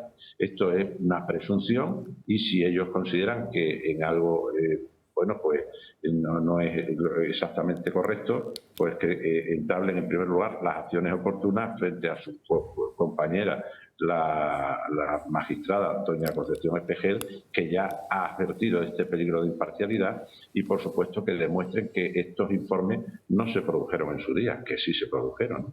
Le pregunta a José María Franca. Sí, a ver, no, es que yo, pero claro, no soy jurista ni tengo idea de eso, pero he oído comentarios en el sentido de que cuando un juez no se inhibe de una causa en la que debiera inhibirse, es decir, cuando es juez y parte, eso no sé si llega a ser un delito o algo parecido que está en el propio estatuto de la judicatura. Como de hecho, o sea, que no hace falta que te denuncie nadie, ya tú te das por denunciado si has cometido eso, pero no sé si es verdad. Bueno, eso es verdad y es verdad también que existen otros puntos en otros cuerpos legales de nuestro ordenamiento jurídico que yo ahora mismo prefiero no mencionar porque son sobradamente conocidos por los juristas y son, en fin, podría parecer que aquí se quiere echar leña al fuego, ¿no? En una cuestión tan triste como esta. Pero, por supuesto, tengo que decirles que existen esas y otras figuras muy importantes y bastante graves para estos sucesos. Mire, frente a esto constituye una prevaricación. Frente a esto se ha utilizado otro argumento en alguna ocasión por parte del Tribunal Constitucional diciendo que, claro, que con esto tengan ustedes en cuenta que si esos 4 magistrados no intervienen, no se puede votar esa sentencia porque no tienen quórum suficiente. Eso fue el problema. Entonces, están 11, ahora mismo son 12, pero falta uno, son 11 magistrados, se tiene que aprobar por 2/3 partes, entonces si faltan 4, no tendrían los 8 que necesitan. Por lo tanto, la sentencia no podría votarse. Claro, algunos dicen, no, esto es que bueno, es una estrategia para impedir que se vote. No. Esto es que como consecuencia de eso no se podrá votar. El Tribunal Constitucional en algún caso ya ha dicho el presidente que no se puede intentar bloquear una votación y que entonces prevalece el interés de tener que dictar una sentencia antes que el de la causa de recusación. Bien, esto yo tengo que decir, y es mi opinión personal, sería una atrocidad porque, claro, sería como que el fin justifica los medios. Es decir, ya hemos visto cómo hay infinidad de sentencias, entre otras estas, que se ha retrasado 13 años, bueno, por diversos motivos. Es decir, si la imparcialidad está afectada, como dijo la propia doña Concepción Espejel, pues evidentemente no se puede producir. Habrá que esperar que existan los 12 magistrados, habrá que esperar que cesen unas causas de recusación, habrá que esperar como en tantas sentencias se espera. Lo que nadie entiende es estas prisas ahora por dictar esto a pesar de todos los riesgos que esto significa para nuestro Estado de Derecho. Es decir, esto va a poner en tela de juicio al órgano y a diversos magistrados que son los máximos intérpretes de nuestra norma suprema. No decimos ya, ahora se habla mucho a nivel político del asalto a las instituciones, del déficit democrático. ¿Qué tendríamos que decir de una situación como esta, ¿no? En ningún caso puede justificarse esta prisa después de 13 años, máxime cuando hay 4 magistrados que están incluso en causa de recusación. Francisco de la Moneda, muchísimas gracias por estar con nosotros en directo. Muchas gracias por darnos voz. Muchas gracias. Muchas gracias. Y nos tenemos que ir rápidamente a una pausa de publicidad y enseguida estamos de vuelta.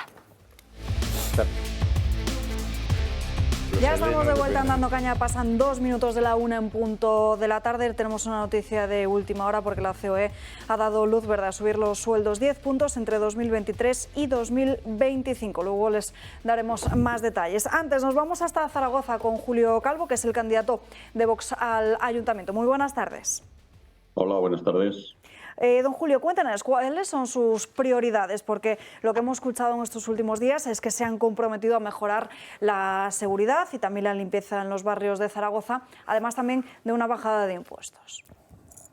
Bueno, pues la verdad es que el programa electoral que vamos a presentar o que hemos presentado ya para el Ayuntamiento de Zaragoza es un poco la continuidad de lo que hemos estado haciendo a lo largo de estos años, es decir, trabajar para solucionar las necesidades reales de los ciudadanos. Cuando nos hemos entrevistado con distintos colectivos, de comerciantes, de vecinos, asociaciones de vecinos, realmente todos ellos están pidiendo cosas muy, muy sencillas, pero que por lo que se ve son difíciles de implantar. Más seguridad. Todos somos conscientes del gravísimo deterioro de la seguridad que se ha producido en todas las ciudades españolas, también en Zaragoza. No es en la que más ha crecido la desigualdad, la delincuencia.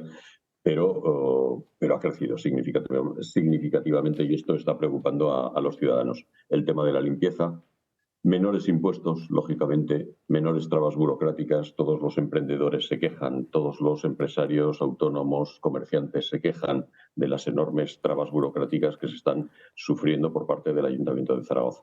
Aquí se ha producido una fuga de empresas. En Zaragoza capital en los 2 últimos años han desaparecido 1.200 empresas. Fundamentalmente han sido pymes, autónomos, y eso es debido fundamentalmente a 2 razones. Primero, al infierno burocrático al que nos está sometiendo el Gobierno de Aragón, el Gobierno de Lambán. Somos una de las comunidades con mayor carga impositiva, y al infierno burocrático al que nos está sometiendo el Ayuntamiento de Zaragoza. También, además, los vecinos están preocupados porque donde se encuentran las mejores huertas hay una previsión de que se van a instalar diferentes parques solares. ¿Qué está pasando con todo esto? Sí, efectivamente, la semana pasada tuvimos una reunión con los vecinos de uno de los barrios rurales de Zaragoza, que se encuentra ubicado muy cerca del Ebro. Es una zona de regadío ya antiquísima. Cuando digo antiquísima me refiero a los últimos 1000 o 2000 años. Ya posiblemente los romanos, ya en la época de los romanos, estaban cultivando estas tierras. Ya se hicieron infraestructuras de riego, acequias, que luego se mantuvieron durante la época medieval, bajo el dominio musulmán, y lógicamente esas infraestructuras se han ido modernizando y empleando durante todo ese tiempo. Es una huerta de gran valor agrícola que circunda Zaragoza, y sorprendentemente es allí donde se piensan instalar pues nada menos que 50 hectáreas de parques solares. La verdad es que Zaragoza está en medio de una zona esteparia, ampliamente esteparia, y sorprendentemente no se van a emplear esos terrenos esteparios, sino que precisamente se va a utilizar la huerta de Zaragoza. La huerta de Zaragoza, que por cierto, precisamente por su condición de terreno agrícola de gran calidad, es un terreno protegido, es un terreno en el que teóricamente no se podrían hacer este tipo de actuaciones, pero sin embargo cuenta con el beneplácito del Gobierno de Aragón y con el beneplácito también, o al menos no ha puesto objeciones, el Ayuntamiento de Zaragoza. Le pregunta Julio Eriza. Buenas tardes, encantado de saludarle primero y conocer, poner cara a quien va a representar a Vox en ese Ayuntamiento de Zaragoza, tan querido para mí además, de mi época. Pues encantado de saludarte. De mis épocas de andar en bicicleta por el Parque Pignatelli, hace ya algunos años. El transporte público y la suciedad en Zaragoza parece que son, en las encuestas, los temas que más les preocupan a los zaragozanos. ¿Tienen ustedes propuestas concretas para ese asunto? Bueno, pues aquí la verdad es que hubo en tiempos cuando se implantó el tranvía, que por cierto se implantó con unos estudios de demanda absolutamente ficticios que no se han cumplido, que de haber hecho unos estudios de demanda reales y sinceros, diría yo que sinceros. Yo iba al Parque Pignatelli, don Julio, en tranvía, Año sí, 64. Era un tranvía, efectivamente, era un tranvía mucho más pequeñito, más integrado en el tráfico. No este que hay ahora.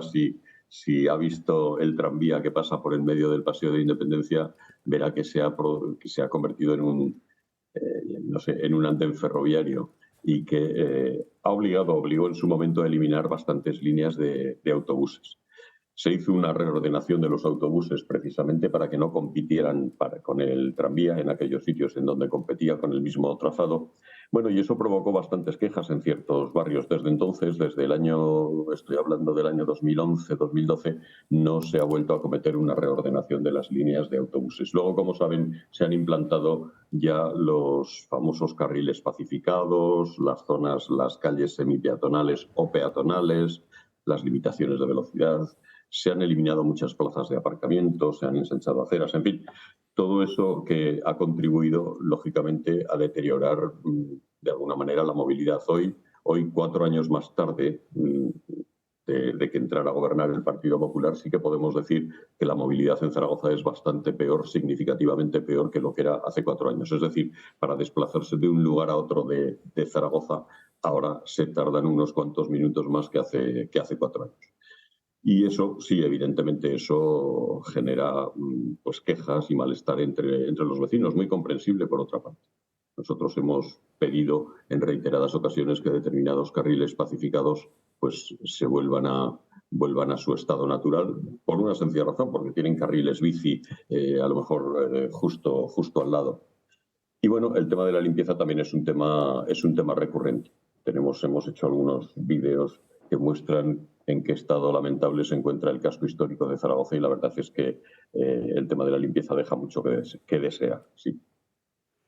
Le pregunta ahora Josep María Francas. Sí, es que me ha extrañado lo de la seguridad, que ha dicho que había empeorado, pero tampoco tanto, porque el otro día un comisario de policía, yo creo que ahora en excedencia, Ricardo Ferris, que estuvo aquí una vez, me mandó un extracto de unos datos que había sacado él del Ministerio del Interior, donde en el año 22 Zaragoza solo había aumentado un 207% las violaciones, lo cual me parece bastante terrible. Está superado por Castellón, que aumentó un 300, pero por muy pocos más. O sea que ha habido un empeoramiento. Ahora mismo no les sabría decir cada uno de los ítems, cada uno de los puntos en los que... En teoría son datos del Ministerio del Interior. Sí. No, era una ironía, por si no lo... No, ya. Yo esos datos los he visto. No recuerdo que las violaciones o las agresiones sexuales hubieran crecido tanto como dice, pero bueno, sí, es cierto que han crecido. Cuando he dicho que no ha crecido tanto la delincuencia, me refería comparativamente a otras ciudades. Y yo recuerdo, sí, que estuve comparando el crecimiento de la delincuencia, que por supuesto ha sido muy importante y que ha aumentado mucho la preocupación de los ciudadanos en nuestra ciudad, pero lo estaba comparando, por ejemplo, con ciudades como Barcelona y alguna otra, también como Madrid en algunos casos, en algunos de los epígrafes. La delincuencia, sin duda alguna, ha crecido, por supuesto que sí, yo no lo niego. Cuando he dicho que no ha crecido tanto, me refiero a que no ha crecido tanto como en otras ciudades. No, pues en violaciones lo de multiplica Madrid y Barcelona por 2, por 4, por 6 y por 10.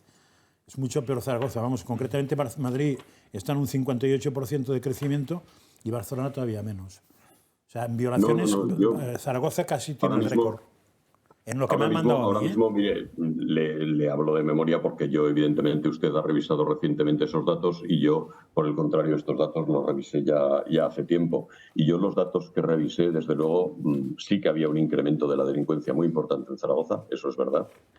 Pero yo recuerdo que cuando revisé esos datos, que ahora mismo no recuerdo si hacían referencia al crecimiento posiblemente del año 2022 hacia atrás, yo creo que había otras ciudades como estas que le he citado, Barcelona y Madrid, pero fundamentalmente Barcelona. Lo de Barcelona es algo que me dejó espantado, que había crecido mucho más que Zaragoza. Serían delitos en general. ¿Perdón? Serían delitos en general y no en el tema específico de violaciones. Sí, no, seguramente no eran en el caso específico de violaciones, pero tampoco, ya le digo que no recuerdo ahora mismo, por decirle que hablo de memoria, no recuerdo que hubiera habido un aumento tan significativo como este que está señalando usted. A lo mejor, efectivamente, los datos que ha visto usted o que ha revisado son mucho más recientes que los que revisé yo. Son del año 22. Hace unos pocos meses, pues posiblemente fueron. Vamos ya con la última pregunta de Juan Antonio de Castro. Sí, ¿qué tal? Buenos días. Sí, mi pregunta iba por lo que había señalado al principio sobre esas 50 hectáreas de huertos solares que van a ir sobre zonas que en teoría que son de huerta, ¿no? Son zonas de huerta, si lo he entendido bien. ¿Y qué es lo que puede llevar a una mentalidad de un poder público a hacer eso cuando, como bien decía, hay zonas esteparias y todos sabemos, y en los alrededores de la ciudad de Zaragoza también, que se podrían utilizar? ¿Qué es lo que hay detrás de esta historia? ¿Tiene que ver algo? Bueno, pues yo imagino que lo que hay directamente es algún interés empresarial. Por supuesto, quien promueve la instalación de esos parques solares son empresas privadas. Casualmente son las mismas empresas privadas que creo que están promoviendo la instalación de los parques eólicos en la sierra de Albarracín, casualmente digo.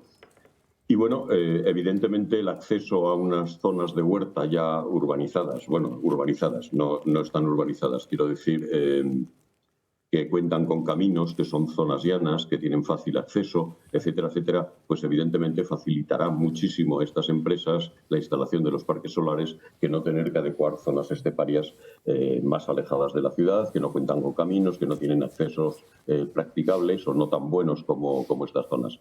Evidentemente estas zonas de huerta, de las que le hablo, pues ahí entran la maquinaria agrícola, entran los tractores, entran con sus remolques para hacer las labores agrícolas, y son zonas que evidentemente para la maquinaria que pretenda instalar estos parques solares, pues evidentemente es mucho más accesible y por lo tanto será mucho más rentable para estas empresas. Pero claro, es rentable para estas empresas. Yo creo que para el bien común, evidentemente el destrozar terreno de huerta, además, no solamente la ocupación del suelo, sino que toda esa infraestructura de riego que, como digo, posiblemente tenga más de 1000 años de antigüedad, si bien se ha ido modernizando, pues evidentemente es una pérdida irreparable para el país. Luego estamos importando las hortalizas y las frutas de Marruecos y de otros países, y estamos echando a perder o dejando de cultivar nuestras mejores huertas, nuestras mejores Por tierras. supuesto, y sobre todo habiendo otras opciones, como las zonas más esteparias, ¿verdad?, que se podrían Correcto. Julio Calvo, muchísimas gracias por estar con nosotros en directo. Le deseamos toda la suerte de cara al 28 de mayo. Un placer. Muchas gracias a ustedes. Vamos a tratar de... Quería preguntar, José Manuel. Pues se nos ha escapado y además vamos hoy muy pillados de tiempo, estuve disculpadme. en Zaragoza la semana pasada en un debate con Eduardo Madina, el que fue candidato a la Secretaría General del PSOE, estuvimos con todos los empresarios. Y los tres problemas que ellos me plantean es, uno, la dimensión de las empresas. El 1% de las empresas tienen el 53% del Producto Interior Bruto. Ahí está. El segundo gran problema es la reindustrialización, es decir, si España ha caído y Aragón ha caído con el COVID más que nadie es porque teníamos un modelo demasiado volcado a turismo y servicios. Y el tercer problema, que es un clásico en Aragón, es el tema del agua, es decir, el tema de estas huertas, la sequía, etcétera, es que habrá que resolverlo con un pacto nacional y sin Aragón no hay nada que hacer. Es decir, la medida estrella era el trasvase del Ebro en el Plan Hidrológico Nacional, que fue sustituido por el programa Agua, que eran desaladoras que consumen mucho más energía, pero Aragón tiene que entrar en ese pacto nacional, es absolutamente clave. Y lo aprobó el antiguo partido de Francas, de Pujol, en Castellón, aludió a que estaba perfectamente de acuerdo en que se llevase agua del Ebro a Aragón. ¿Por qué? Porque eso estaba conectado con traer agua del Ródano para mantener el caudal hidrológico del Ebro, pero hubo una resistencia en Aragón fenomenal. Déjame hacer un apunte rápido. Solamente la cifra esa del 1% que has dicho, a nivel global, 2017, el 82% de lo generado, de la riqueza generada en el mundo, lo ha generado un 1% de los actores económicos. Sí, Luis del Rivero, que fue vicepresidente de Repsol, entre otras cosas, creo que además estuvo en el mundo inmobiliario, dijo ayer una cosa que me dejó bastante alucinado, hablando de agua. El agua que España manda a Portugal como excedente de lo que tendría que obligatoriamente mandar, es la misma que se usa en todos los riegos de España. Y el agua que el Ebro vierte, fuera del caudal ecológico, es la misma que todo el riego de España. O sea, con aprovechar estas dos aguas, España podría regar 2 veces más de lo que está regando. Eso es un dato absolutamente alucinante. Y la eliminación de las presas, que va a hacer que la apropiación del agua sea mucho más fácil por ciertos grupos privados que lo tienen más difícil cuando el agua está en la presa que cuando está en la tierra. Vamos a tratar de seguir avanzando porque todavía por esta mesa tiene que pasar Ana Gullo. Además, en unos minutos conectaremos con Murcia y con el candidato de Vox, Luis Gestoso, y además también nos acompañará en unos minutos Adolfo Albistura. Antes, contarles las últimas encuestas de intención de voto en esas supuestas elecciones generales que se han publicado esta misma mañana. Tenemos dos. Una de ellas, la del diario La Razón. El panorama más o menos es muy similar. Dan la victoria al Partido Popular con entre 141 y 143 escaños. Por detrás estaría el PSOE, que se mantiene por encima de los 90 escaños. Para Vox pronostican 40-42 diputados. Sumar se quedaría con 27-29. Unidas Podemos caería brutalmente hasta los 2-4 y desaparecería Ciudadanos. Por su parte, El Español, como decimos, el tablero político que pronostica Sociométrica es bastante similar, aunque se mueven los escaños. En concreto, 20 menos casi para el PP, que ganaría igualmente con 127, el PSOE 92, 52 para Vox, Sumar con 30, Podemos 8 y Ciudadanos 1. Además, este fin de semana ya saben que esos mítines del Partido Socialista se han convertido más bien en anuncios por parte del Gobierno. Sigue Pedro Sánchez insistiendo con la materia de vivienda y además anuncia también el Interrail al 50%. Pedro Sánchez lo ha vuelto a hacer.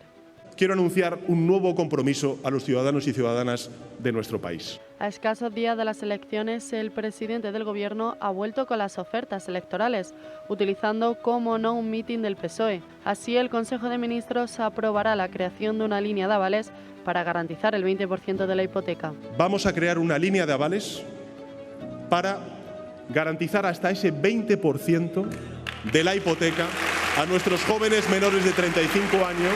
Un hecho que ha provocado la exaltación en el Partido Popular, quienes aseguran que el Gobierno les ha copiado esta medida. Y es que si miramos a las comunidades gobernadas por los populares, vemos cómo esta ayuda ya se está aplicando. La Comunidad de Madrid ya aplicó un aval para las hipotecas en julio de 2022, al igual que Galicia, que lo hizo el pasado mes de abril. Andalucía no se queda atrás y anunció esta medida en febrero de este año, destinando 20 millones para estos avales. Castilla y León es otro ejemplo, cuando en marzo de este mismo año se dio luz verde al Plan Vivienda Joven Tuya. Y esto no es todo, porque los jóvenes están de suerte con este Gobierno. Un descuento del 50% para que nuestros jóvenes, puedan hacer el Interrail europeo y puedan viajar por toda Europa. Pues vamos, además de fomentar ese Interrail europeo, vamos a hacer un Interrail español. Una ayuda que entrará en vigor el próximo 15 de junio y finalizará el 15 de septiembre. A esto se suman los descuentos del 90% a los trenes y autobuses que dependen del Estado y un 50% en los trenes de alta velocidad. Sin embargo, la idea de crear un Interrail nacional no es propia del Gobierno, sino de Feijóo. Y es un Interrail nacional para que todos los españoles, y especialmente los jóvenes, tengan una tarifa plana para poder recorrer la totalidad de España. Unas ayudas a los más jóvenes que casualmente se hacen justo días antes de unas elecciones decisivas para el Partido Socialista. Se repiten las promesas electorales, luego trataremos y analizaremos algunas de ellas y les contaremos además las últimas de Podemos, como la de crear un supermercado público. ¿Sabes qué partido crece más en el voto joven? No lo voy a decir, pero es Verde. Crece muchísimo y por eso están empeñados en ese asunto. Es decir, la gente joven quiere una esperanza, quiere algo diferente. No quieren 1,5 billones de deuda pública. No lo quieren porque saben lo que les va a tocar pagar. Quieren pagar los pañales al 10% de IVA como los preservativos al menos. No tener un país donde un pañal para niños te cuesta un 21% de IVA y un preservativo un 10% y una píldora del día después un 4%. Quieren un país donde la gente conciba esto de forma diferente, donde haya alguna esperanza, donde haya algún futuro. Sin niños no hay futuro. A ver si lo entienden los políticos. Sin niños no hay nada. Solo hay orenses, Asturias, lugares donde solamente ya hay ancianos como yo, tirados en sillas de ruedas por personas que han venido de Ecuador, de Salvador, de Dominicana. Eso es lo que queremos. Eso sí, todos independentistas, como en San Sebastián. Y no hay ni un niño. Chico, lo primero que hay que hacer es animar a la gente. ¿Qué ha hecho Giorgia Meloni? Familias con 2 hijos no pagan impuestos. Haga usted eso. No les dé tanto Interrail, hombre, que tienen que trabajar y que estudiar. Y si en vez de darles un Interrail, mira, billete AVE Madrid-Alicante, Alicante-Madrid, 90 pavos, 70 pavos. WeGo, los que han entrado a competir, 17. Ya tienes el Interrail, que vayan todos en WeGo, en vez de en Renfe, que nos ha timado durante 50 años. Y nos ahorramos el dinero los demás, claro.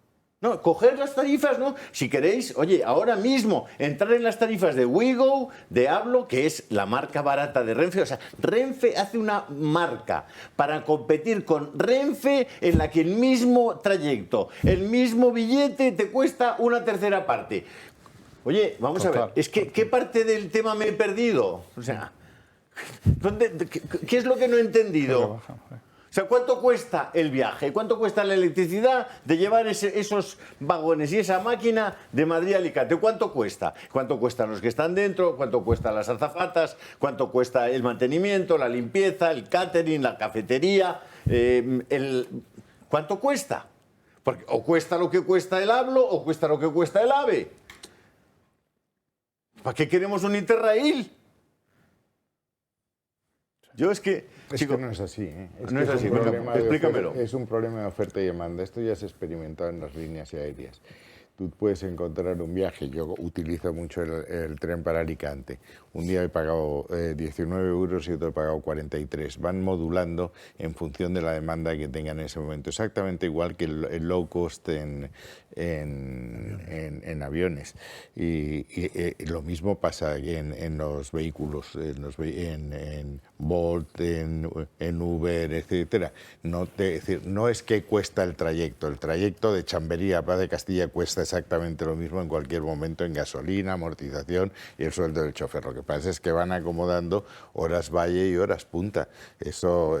Mismo horario, José Manuel. Mismo horario. 15 minutos antes sale el WeGo y 15 minutos después sale el AVE. Sí, pero ese día el WeGo tiene o no tiene, tiene la demanda cubierta y tú eso te aseguro que los asistentes europeos se lo saben, se reúnen el viernes en un despacho y se van a Helsinki o a Chipre en función de cuál sea el billete. Y luego tienes las ofertas de último minuto, last minute, no han llenado, y entonces tiran. Eso es la flexibilidad. Eso, sí.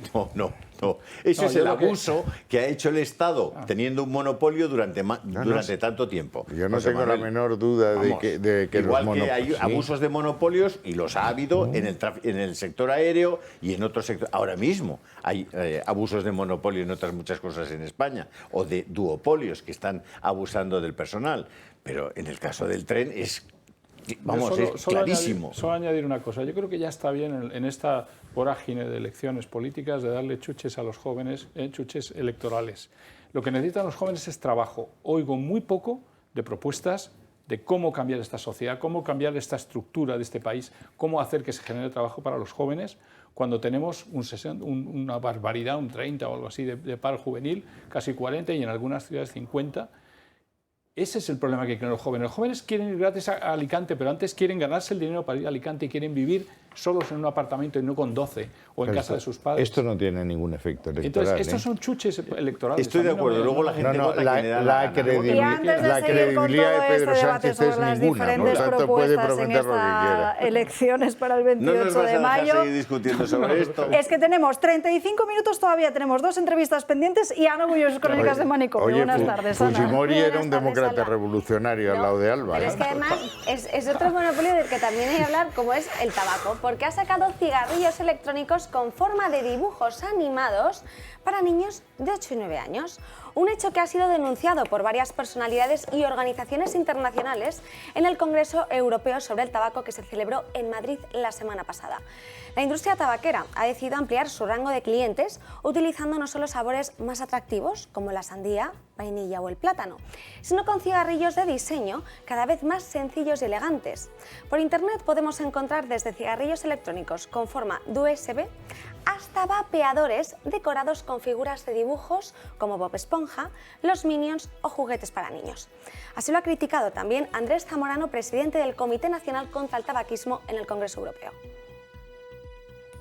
Las tabaqueras hacen su camino, sacan al mercado nuevos productos que no son inocuos y consiguen fumadores a edades cada vez más jóvenes. Si la edad media del primer contacto con el tabaco convencional está a los 14 años, con los vapeadores y cigarrillos electrónicos estamos viendo cómo hay chicos y chicas que tienen su primer contacto con la nicotina a los 11 años o incluso antes. El problema principalmente radica en que son dispositivos que pueden llevar nicotina y no poseen ninguna advertencia sobre los riesgos que pueden provocar, porque incluso, aunque estos no tengan nicotina, los líquidos que contienen llevan metales pesados que cuando la batería se calienta vierten sustancias cancerígenas y tóxicas. De hecho, el cigarrillo que he encontrado por internet, que se puede buscar perfectamente, es bastante accesible, cuesta 15,99 y además tiene esa forma de Bob Esponja, es desechable y lo llaman así como kits de vapeo en iniciación. ¿Qué iba a pagar? Color fresa. ¿Qué iba a pagar? Pues será el 25%, entiendo. No lo sabes. ¿Qué No iba a lo sé pagar? porque viene con el... ¿Sabes quién es el principal impulsor de todo esto en España? ¿Quién? José María Aznar López, consejero de Reynolds Tobacco, consejero internacional de Reynolds Tobacco.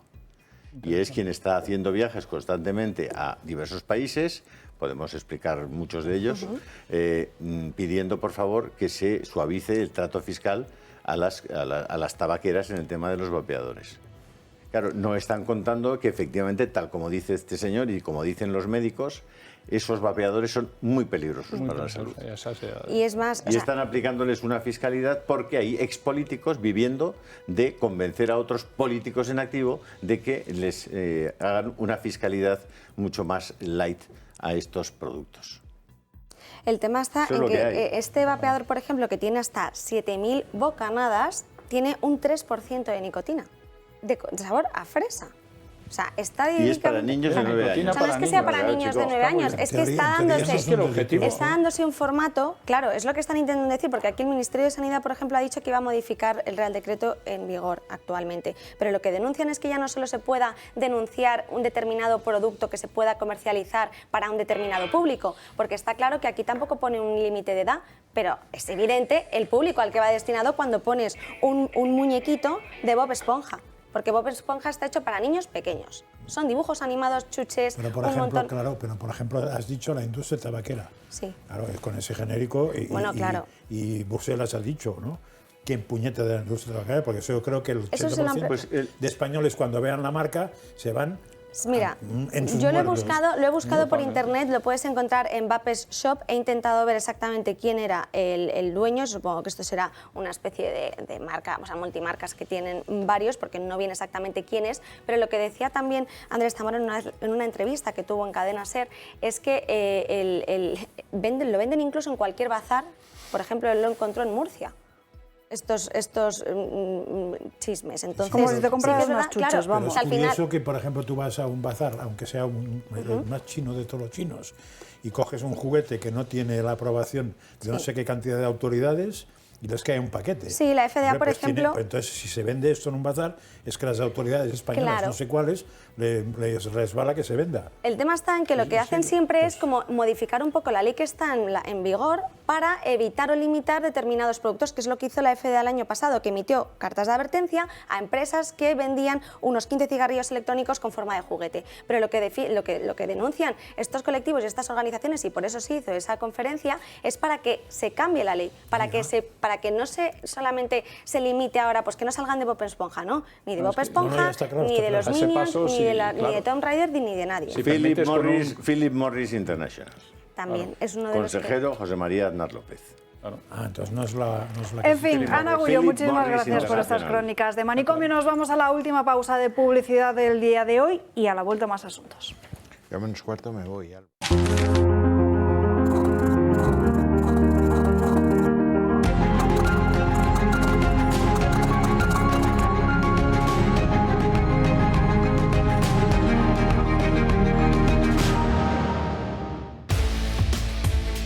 Sorprendente, solo 3 de cada 10 españoles sabrían realizar una reanimación cardiopulmonar en caso de parada. Al menos así lo dicen los últimos estudios de la Fundación Española del Corazón, aunque cada vez estamos más concienciados de cuidar nuestro corazón y de crear espacios cardioprotegidos, pero todavía, como decimos, queda mucho por hacer. Por eso es todavía más importante contar con desfibriladores inteligentes que, sin tener conocimiento sanitario alguno, nos pueden ayudar a salvar vidas en caso de una parada cardiorrespiratoria. Recuerden, 30.000 personas mueren cada año en España por esta causa. Adolfo, promotor del proyecto Protege tu Vida, muy buenas tardes. Muy buenas tardes, Alba.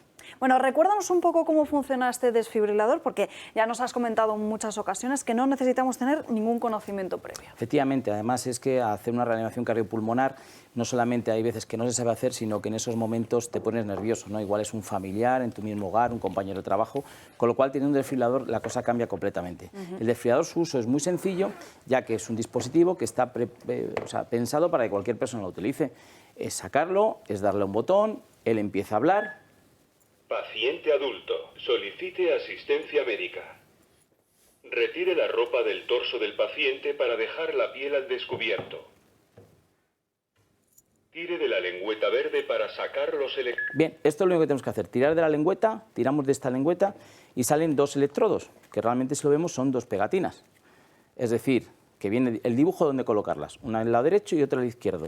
Simplemente es quitar el recubrimiento y pegarlo. Y a partir de ahí lo importante está que él se va a encargar de todo, es decir, él se va a encargar de ver si ese corazón está en un proceso de fibrilación. Si está en un proceso de fibrilación, evidentemente te va a decir que le demos al botón del corazón para mandar la corriente, y si por el contrario es una lipotimia, baja de tensión, cualquier alarma, pero no esta es del corazón, se va a quedar registrado, pero nunca va a hacer daño. Con lo cual tenemos la seguridad de actuar sin hacer daño.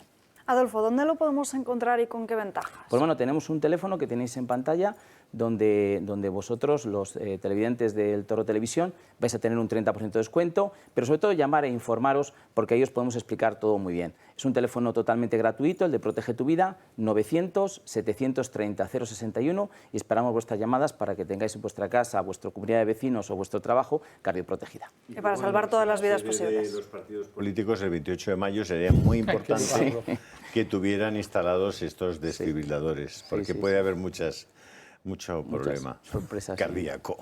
Sí. Adolfo, muchísimas gracias. Gracias a vosotros, gracias. Nos vamos ahora hasta Murcia porque tenemos conexión en directo con Luis Gestoso, ya lo conocen ustedes, ha estado aquí con nosotros en varias ocasiones. Luis, muy buenas tardes. Hola, buenas tardes.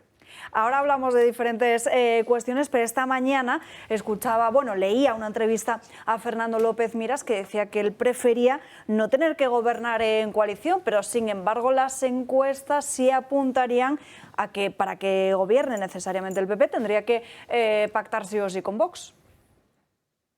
Bueno, yo también preferiría que me tocara la lotería o preferiría ser más joven o yo no sé, que me sonriera la vida en muchos aspectos que no me ha ido bien, pero bueno, él puede preferir lo que quiera, pero vamos, yo creo que la realidad sabe él que va por otro sitio bien distinto.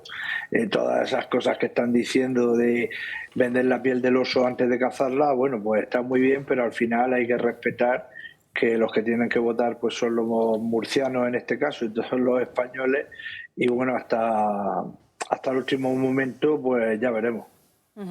En estos días, el viernes, da comienzo esa campaña electoral del cara al 28 de mayo, pero desde Vox lleváis ya varios días saliendo a las calles, hablando con los diferentes vecinos. ¿Qué le dicen los murcianos? ¿Cuáles son sus principales preocupaciones? Bueno, los murcianos están muy preocupados. Hay un denominador común de todas las cosas que ellos dicen en todos los barrios, en todas las pedanías, en todas las calles que visito. Y hay, bueno, algunos problemas que son comunes a todos, pero el que es más reiterado, o sea, más reiterado como un problema crucial es la seguridad ciudadana. Y en el tema de la seguridad ciudadana nosotros tenemos un programa que, bueno, pues supongo que ahora en la campaña pues intentarán copiarnos todos, como están haciendo con todas las propuestas que hacemos, porque todo el mundo viene aquí de vacío, menos nosotros, y desde luego nosotros queremos contratar a 600 policías locales, dotarles de taser, dotarles de cámaras, dotarles de elementos para garantizar la seguridad ciudadana. Queremos instalar comisarías en los barrios, edificios que ahora se están dedicando a cuestiones ideológicas por parte del Ayuntamiento Socialista, los queremos dedicar a cuarteles de policía local. Y bueno, pues ese es uno de los temas, con otros que queremos crear micropolígonos industriales para generar riqueza, para generar empleo, para fijar la población en todo el extrarradio de Murcia. Queremos combatir el plan de movilidad que está arrasando la ciudad y que la tiene convertida, pues con todos estos delirios progres de la izquierda, en un auténtico campo de batalla.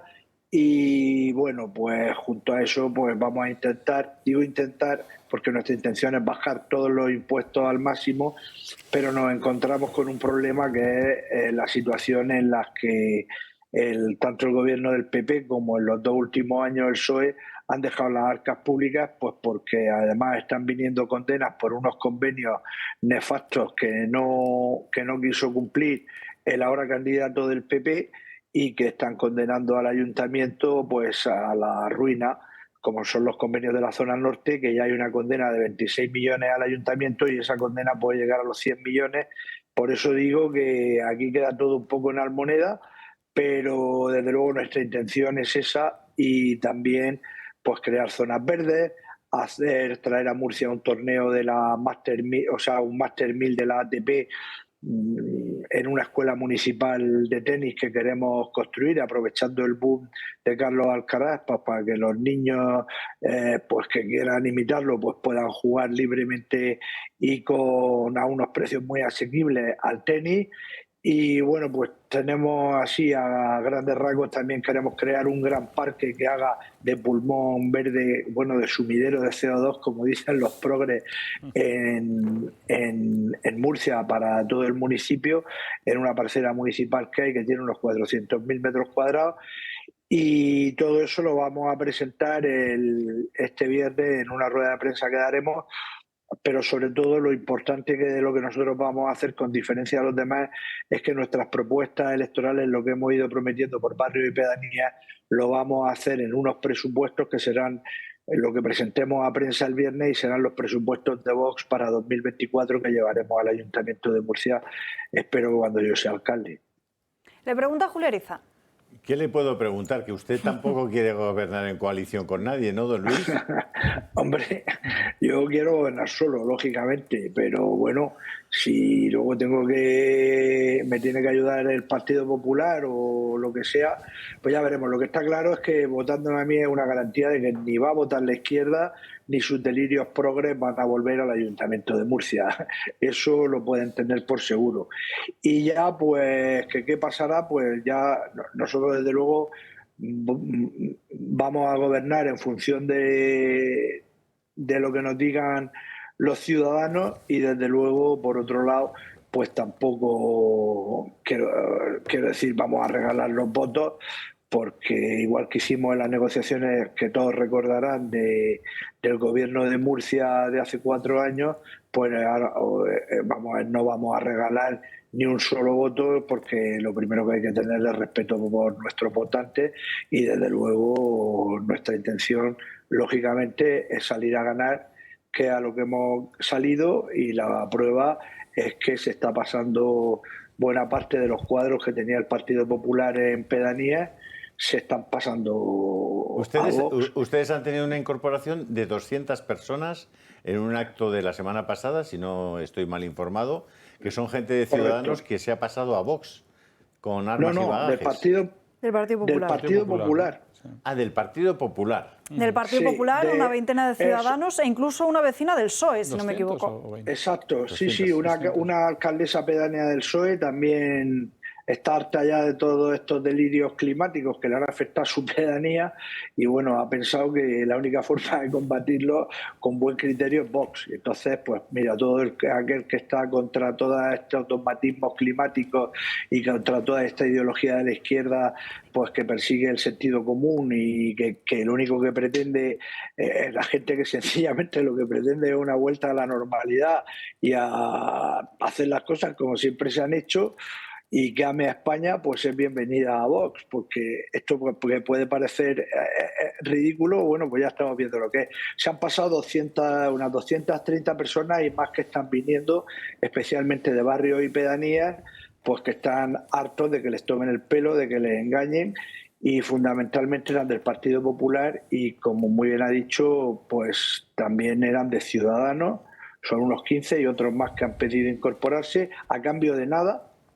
Simplemente apoyan mi candidatura, la candidatura de Vox en Murcia, y la verdad es que estamos muy contentos. Hicimos un acto para recibirlos y bueno, pues se han integrado y me están haciendo una gran labor, porque mucha gente en barrios y pedanías que antes no teníamos infraestructura, bueno, pues han venido a apoyarnos, y aquí desde luego mi candidatura está abierta a todo el mundo que ame a España, que quiera trabajar por España, que quiera hacer frente, presentar batalla a toda la ideología progre, y desde luego también es una candidatura que ya lo digo de antemano, que yo pienso gobernar como alcalde para los que me voten y para los que no. Pienso tratar con el mismo respeto a toda la gente de Murcia, pues porque así es como entendemos el gobierno y el sentido de Estado. Don Luis, para los que nos votan al Toro Televisión y para los que no nos votan, explicar que están viendo algunos candidatos de Vox pasar por estas pantallas. Al mismo tiempo que pasan candidatos de Vox, aquí está José Manuel García Margallo, eurodiputado del Partido Popular, o Antonio González Terol, u otras personas que están en otros partidos, en este caso al PP. ¿Por qué esta casa da cancha y da visibilidad a candidatos de Vox? Es muy sencillo, porque nadie más lo hace. Porque el resto de medios de comunicación ocultan sistemáticamente a los candidatos de Vox. Entonces, nos parece una obligación moral, política, social y democrática que personas que deberían tener todo el derecho, como aparecen la extrema izquierda, los comunistas, los del PP, los del PSOE, los de la Junta Aragonesista, que Vox tenga una ventana donde también explicar sus propuestas. Así que no se sorprendan ustedes tanto, los que se sorprenden. Aquí vienen los de Vox porque los demás no son democráticos como nosotros, no son tolerantes como nosotros y no permiten que ustedes hablen. Así que es un placer para esta casa dar cancha, dar voz a los candidatos de Vox. Y es por esa razón. Muchas gracias, porque además es cierto. Y bueno, pues aquí tenemos un silencio total sobre todo lo que hacemos. Claro. Y además, bueno, no solo eso, sino que cuando hablan de nosotros es con hostilidad y con manipulación y diciendo mentiras, salvo algún medio aislado. Entonces, bueno, pues aquí había, por cierto, además algún columnista que se reía y se cachondeaba pues de la campaña que estamos haciendo de patearnos todos los barrios y pedanías. Pero ahora ya se ríen menos porque se está pasando mucha gente a mi candidatura, porque está apoyándonos muchísima gente y sobre todo porque estamos llegando hasta la última calle, hasta el último barrio, y porque yo me estoy enfrentando además a los problemas de verdad. Yo he estado en casas de ocupas, he estado con los agricultores que lo están pasando fatal, he estado con gente a la que le han asaltado la vivienda y hasta a los que le han robado la ropa que tienen tendida en su casa, he estado reunido con empresarios, con agricultores, como digo, con ganaderos, pues con industriales. He estado viendo problemas que tienen de estos urbanísticos sin resolver, que afectan a miles de personas, o barrios que no tienen ni acera y que van los niños al colegio. O sea, yo me lo estoy pateando todo. Y bueno, pues tendría lógicamente más repercusión si medios como el vuestro, o sea, si otros medios hicieran como hacéis vosotros, que luego encima esos medios se ponen campanudos dándonos a todos clases de democracia y de libertad y de periodismo y tal, pero bueno, al final los únicos que hacéis de verdad periodismo sois vosotros, porque no ocultáis a la tercera fuerza política de la nación. Y luego, sobre todo, en Murcia hay que tener en cuenta una cosa: somos la primera fuerza política. Le sacamos al Partido Popular en las pasadas elecciones más de 20.000 votos. Y bueno, yo lo que voy a apelar también es a toda aquella gente que en aquel entonces nos apoyó, pues para que, bueno, pues a partir del viernes intentaré hacer que no perdamos ni un solo apoyo de aquello, y trataré, que al final eso es la campaña electoral, de convencerlos de que, bueno, pues tenemos un equipo potentísimo en la alcaldía, tenemos un equipo muy potente en la comunidad con José Ángel Antelo, y desde luego yo no tengo más que palabras de agradecimiento a vosotros, pues por el trato y por darme la oportunidad de hablar a mucha gente desde aquí. Muchas gracias, don Luis. Suerte. Muchas gracias a todos y un abrazo, Julio. Hasta pronto. Un saludo a todos. Gracias. Igualmente. Y como estamos hablando de estas elecciones autonómicas y municipales, nos vamos con Marién Vallejo, que nos va a hacer un breve resumen de todas las encuestas que nos encontramos hoy y que, curiosamente, la mayoría de ellas pronostican esa brutal caída del Partido Socialista. Marién. Así es, Alba. A escasos días de las elecciones autonómicas y municipales del 28 de mayo, las encuestas electorales continúan arrojando nuevos datos. Unos datos que tienen al PSOE un poco nervioso. Y es que si miramos a la Comunidad de Madrid, vemos cómo Isabel Díaz Ayuso podría volver a ganar las elecciones. Según la última encuesta del País, el PP podría obtener 69 escaños, es decir, la mayoría absoluta. ¿Y qué pasaría con la izquierda? Unidas Podemos podría desaparecer de la Asamblea y sus votos los cogería Más Madrid y el Partido Socialista. Algo parecido podría pasar en Cantabria. Los últimos sondeos sitúan a los del Partido Popular entre los 14 y 15 escaños y a los de Vox entre los 3 y los 4. El Partido Regionalista Cántabro, el de Miguel Ángel Revilla, bajaría hasta los 8 o 9 escaños.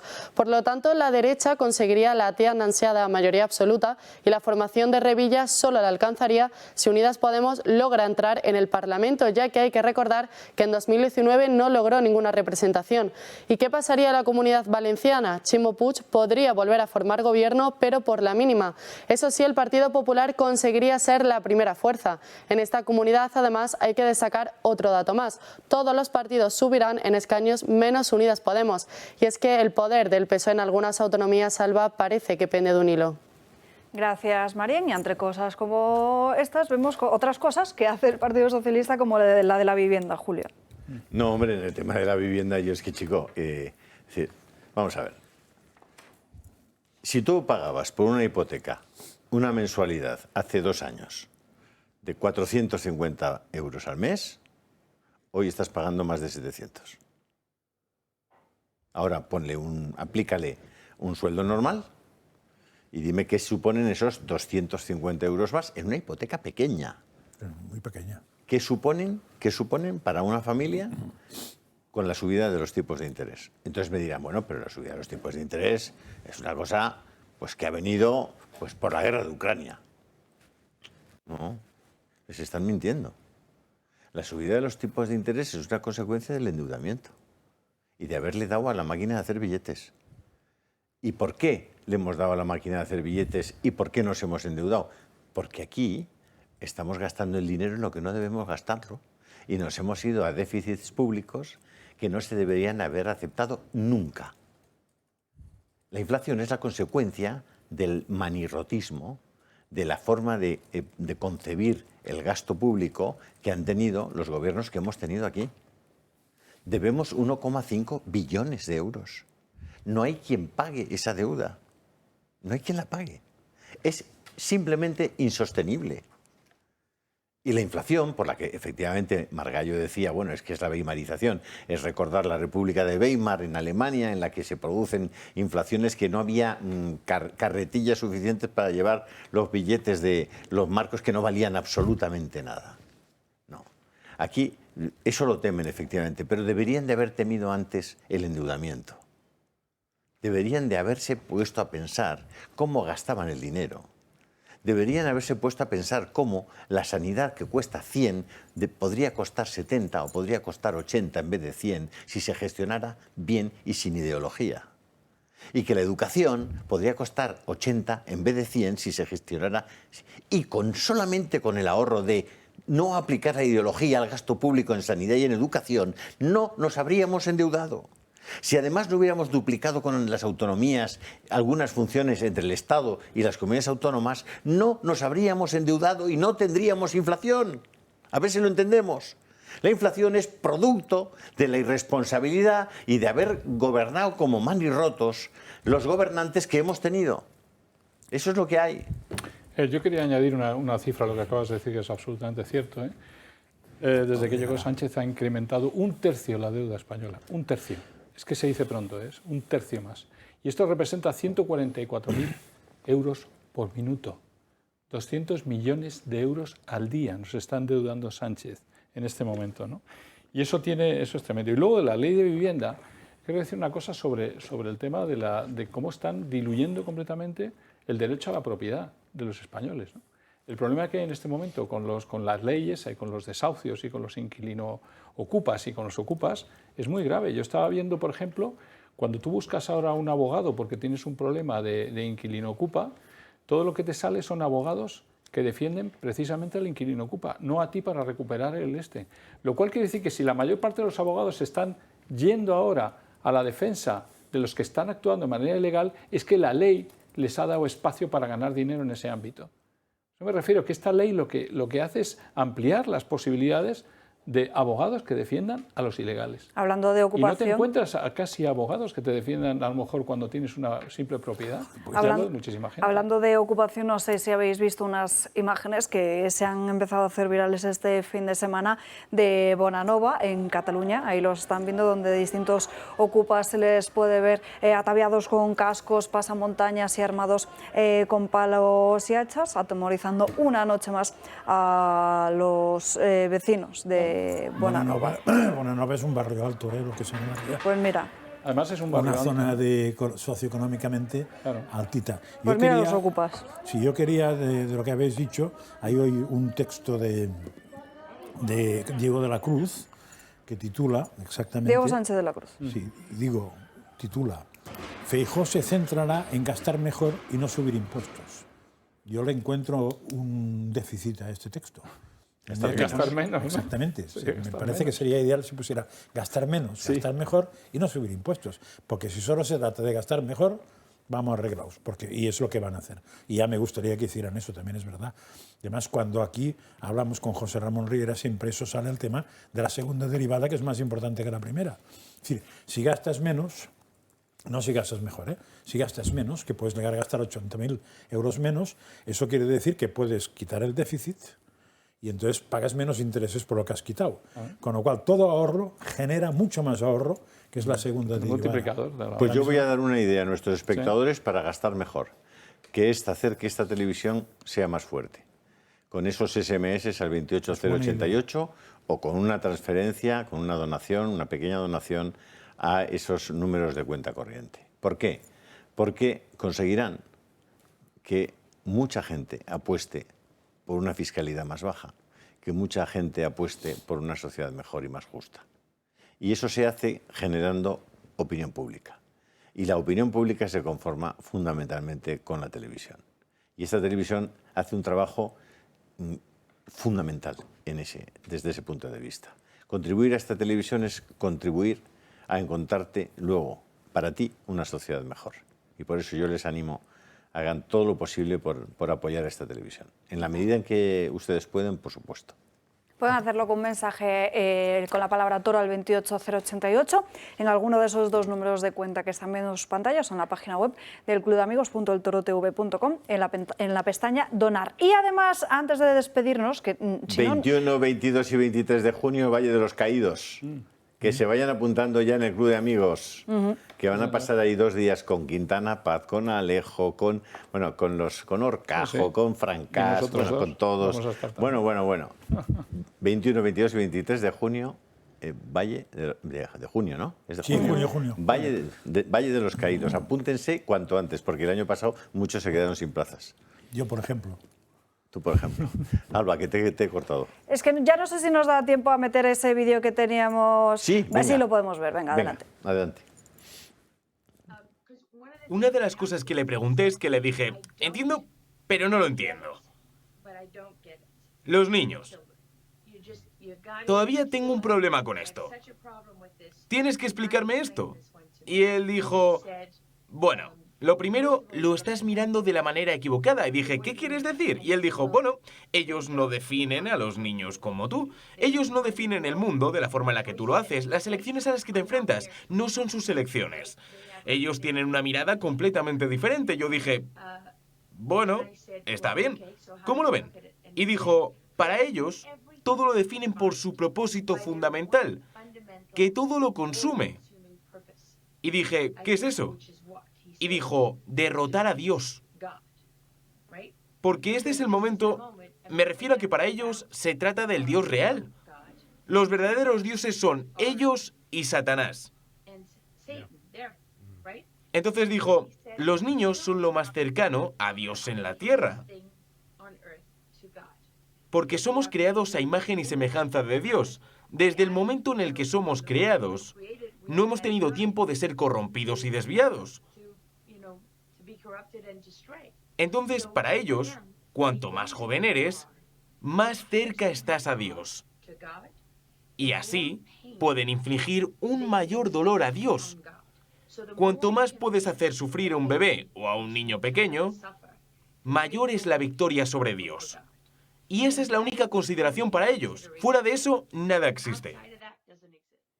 Corromper a los niños porque son los que están más cerca de Dios. No tengo ninguna duda de lo que dice esta mujer. Es estrictamente así y por eso la batalla que tenemos que dar es fortísima. Y la tenemos que dar todos, ¿eh? Ustedes también, ¿eh? Tienen que dar esa batalla. Y hasta aquí el programa de hoy. Nos vemos mañana a las 12 en Dando Caña. Feliz lunes.